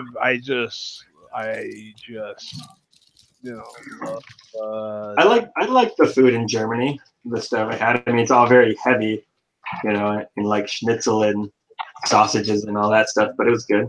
Oh no, I'm not saying it wasn't good. No, absolutely. I mean, what's kind of funny is waking up to a schnitzel sandwich is incredible because these schnitzels are like. I mean, the bread is like this big, and this is all the way. I mean, this thing is huge, man. And all the different cheeses that the Germans make, and all the different mustards and the different breads. I don't know if it's still like that. You've been way more recent, but like you go to the bakery, right, and you get a schnitzel sandwich, and the different cheeses. The breads that you can get it on is makes it just fantastic. See, I could go the rest of my life without having pasta. Without having what? Without having pasta. I could never have pasta again and be okay. I wouldn't go that far. No. Homemade's good. I love a good lasagna. I love pasta. I absolutely love pasta. Homemade. I start jonesing pasta if I haven't had it in a long, in a I do get that too, actually. I start like, God bless, I gotta have it. You know what I'm saying? It's kind of like right now. I was have peach pie. You know what I'm saying? I was like, I gotta have pie with Cool Whip on it. So you know what I'm saying? I had to make that happen too. So it was like, So here's a good one for the show. You have to eliminate one forever out of these four: burgers, tacos, wings, pizza. Which one do you drop? Wings. Tacos.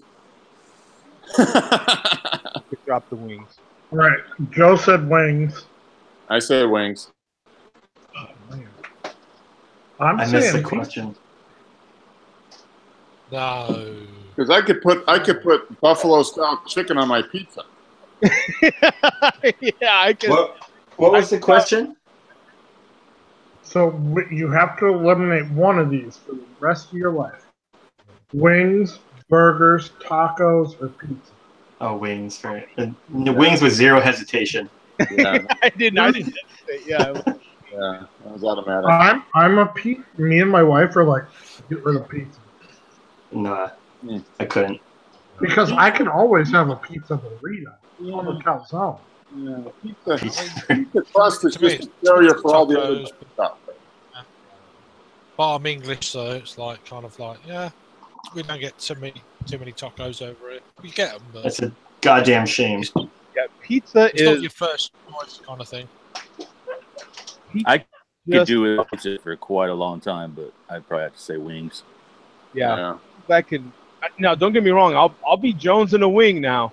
I'll be wanting a wing. If I can't have a wing, I'm gonna be winging it. Wings, but I could go without them. Yeah.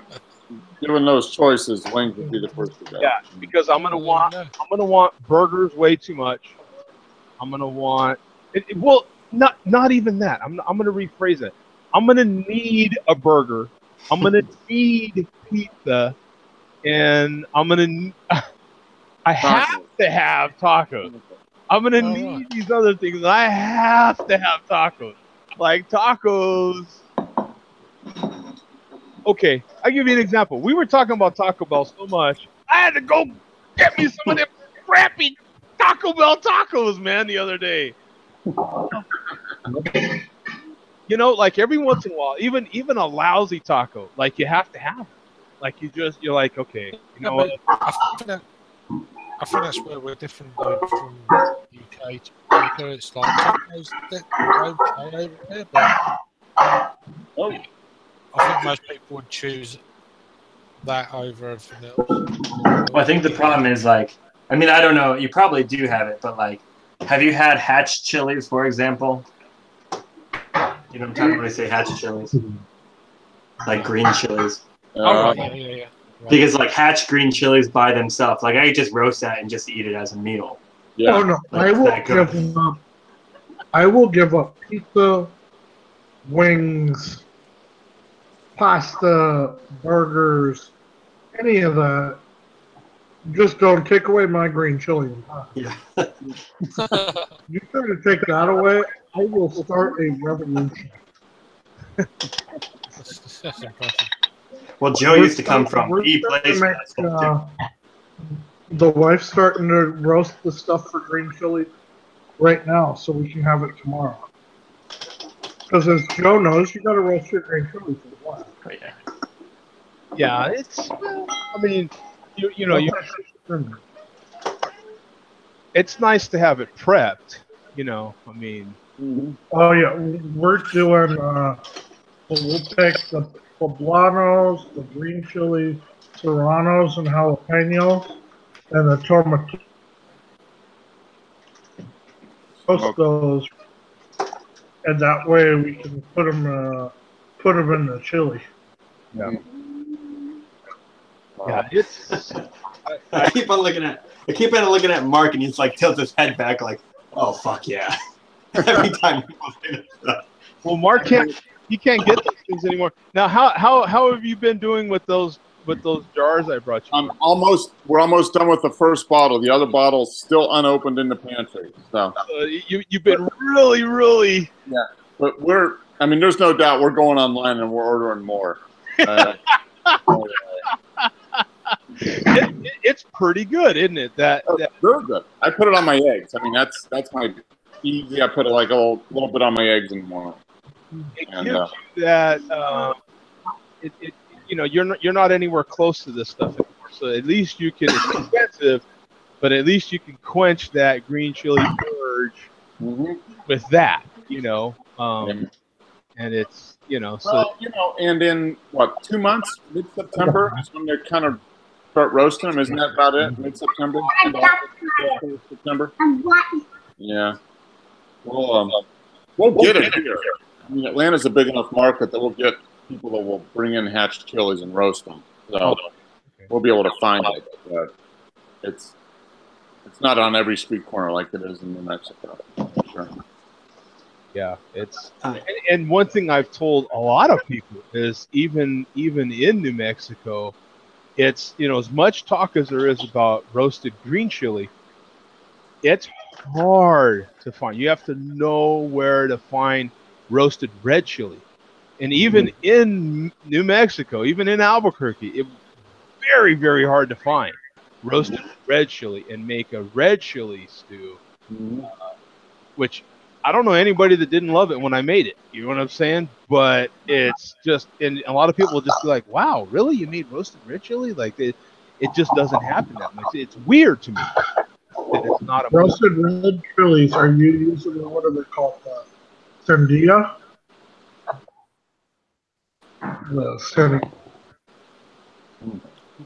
Sandia peppers? I don't know. I just know it's red chili. Sandia pepper? But yeah, red is the.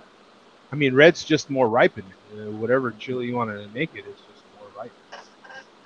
Yeah, so the red chilies are actually the hatch green chilies that just sit around a little longer until they get red, basically. Yeah. But they end up being sweeter, I guess, right? Yeah.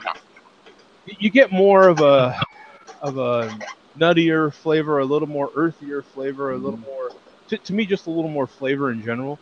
So I kind of like to get them when they're still kind of orangey, kind of turning. You know, a lot of people call them that autumn, you know, kind of flavor. But I like them when they're turning from green to red.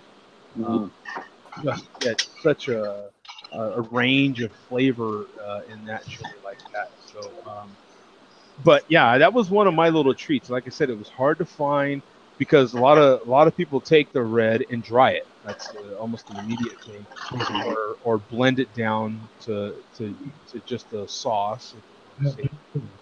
But yeah, to actually leave it the fresh chili and then to roast that and make the same stew but out of the red chili is a nice little treat, man. Very, very hard to find, like I said, but really good. Really good. Real quick, question: what beer did you pair with you? What beer did I pair? With the red chili, I think he's saying. With the red chili? Google is being a son of a bitch. Yes, Google.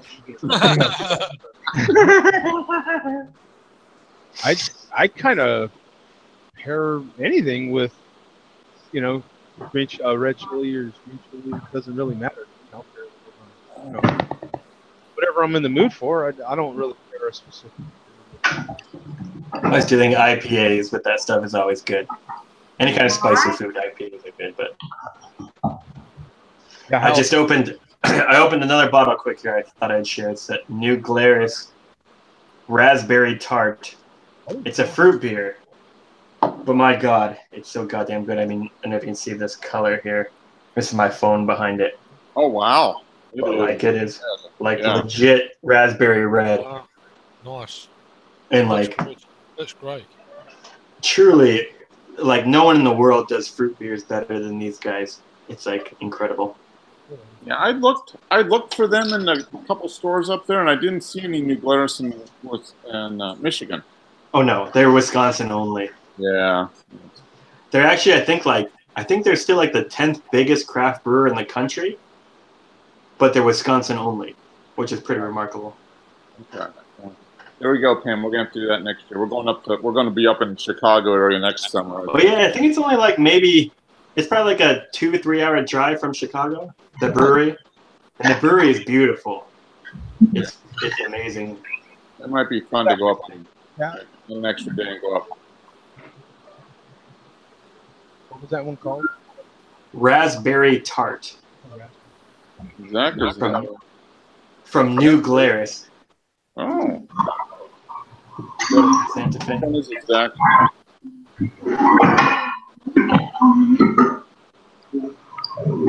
That's a good beer. Yeah. It's a good beer and a cheap beer. Joe mentioned New Mexico and it just appeared. Yeah. Well, I better go, guys. I've been here forever.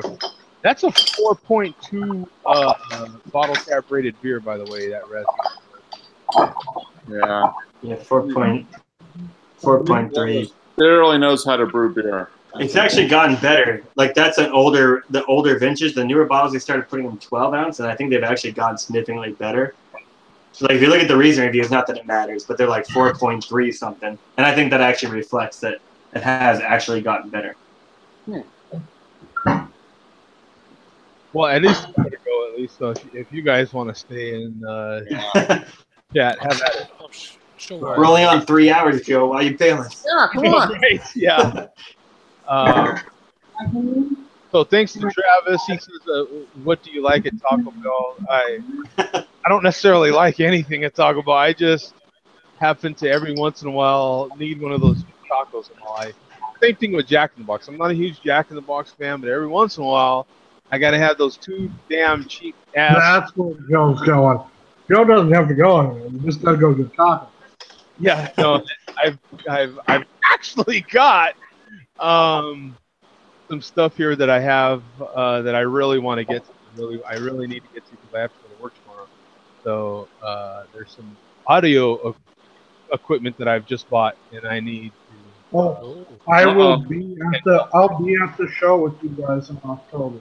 Oh, really? Cool. I just got confirmation that a buddy of mine, his company that is in town here, well, his company has a whole high-end showroom, and I'm getting passes through him, so I'll be there. Oh, sweet. Good. Let us know who it is. Yeah, we're going to be there Friday, Saturday. Yeah. So. Yeah, let me know for sure because I didn't get audio gear per se. I got rugs and some more stuff for the room to kind of dampen the room. You know what I'm saying? To cut out my echo. So I'm dying to hear. Room tuning gear. Yeah, room tuning gear, exactly. So, and wow, I only got to listen to 2 songs before I started the show. Wow, what a difference that made. So I got to really, I did a bunch of fine tuning in the last 2 weeks, Mark. So I've been thoroughly enjoying these new adjustments I made to the system here. It's, you just get more and more into these things. Oh yeah. About hi-fi. I ran into a kid on his reviews on YouTube, and this boy is young, and apparently this boy sells cables and all that sort of thing. He's young, man, but the kid knows his stuff. I mean, this guy knows stuff like, I'm like, wow, you know what I'm saying? He gets really technical with his reviews. Knows cabling, knows connectors, knows interconnects, knows all this stuff. Learning a lot from hearing all this information. You know what I'm saying? I listen to Subwoofer 101 quite a bit, getting some good tips from him. So instead of buying another sub today, which I had to really resist, I thought about it a little more, and before I left this room, I said, other things to help in my room, and I'll dial in. Yeah. You've got a good setup. You just dial in the room. That'll make a big difference. It'll make a big difference. But that second sub will too. Trust me. So that'll happen. But I'm kind of trying to save until after we go to the show, and hopefully we can talk to people. Oh yeah. Yep. That's what I'm looking. That's what I'm going to start my research on that here too. Kind of see who you want to visit and that type of thing. So. Geeking out on that quite a bit, plus having some good beers while you're enjoying all this music. It's just so much fun. I mean, it's just so much fun. It really is, man. It's fun to make these little tweaks and to just hear this difference. It's crazy. I got some really high-end quality recordings of Luther Vandross, and so I've been going through all these recordings and actually this sounds crazy, but actually being able to hear the man's lips moving as he's singing is incredible. You know what I'm saying? I'm getting that kind of quality. Yeah, I've got I got a pretty decent headphone amp and some nice headphones. And it's funny, I listen to songs that I listened to a bunch of times, and then I got like FLAC versions of those and listened to the same thing. And then I realized I could hear his fingers hitting the piano keys. Yeah. Yep. Being able to reading little articles and hearing that, okay, so-and-so artist was playing with their necklace while they were singing the track, and then you're like, that's what that is. I can hear him playing with his necklace. Like, it's crazy. You know what I'm saying? So, if you really listen to stuff, you can hear it. And if you got good speakers or good headphones, you can hear a lot. Yeah, like some of these old rock and roll guys. I'm not necessarily a huge rock and roll fan, but I just love the music. Some of them have lots of bracelets on or bangles, whatever you want to call them. And you hear these things while they're moving around and singing, and you know what I'm saying? It's really fun. I'm really dialed on female vocalists. Got that nailed down. So much fun. So, in any case, that's actually what I'm in a hurry for because I have very little time and I want to make sure I get to enjoy that. Thanks for hanging out. Yeah, exactly. Thank you to everybody for enjoy some sound while you were talking. Yeah, right. Yeah. No, I had fish and chips earlier, so I'm actually good. Fish and chips. Oh yeah, I like your style. I had fish and chips earlier. Finally, I remember I've been talking about that, Craig. So Yeah, yeah. fish and chips for South Phoenix, and that's what started that whole barbecue conversation. That's cool. Cool. Thanks for having us anyway, Joe. Cheers. Hey, man, it's been fantastic. Thank you guys for staying up so late. Man. Well, Next week. Here. See you guys next week. Peace out. Later. Take care. Bye. See ya. bye.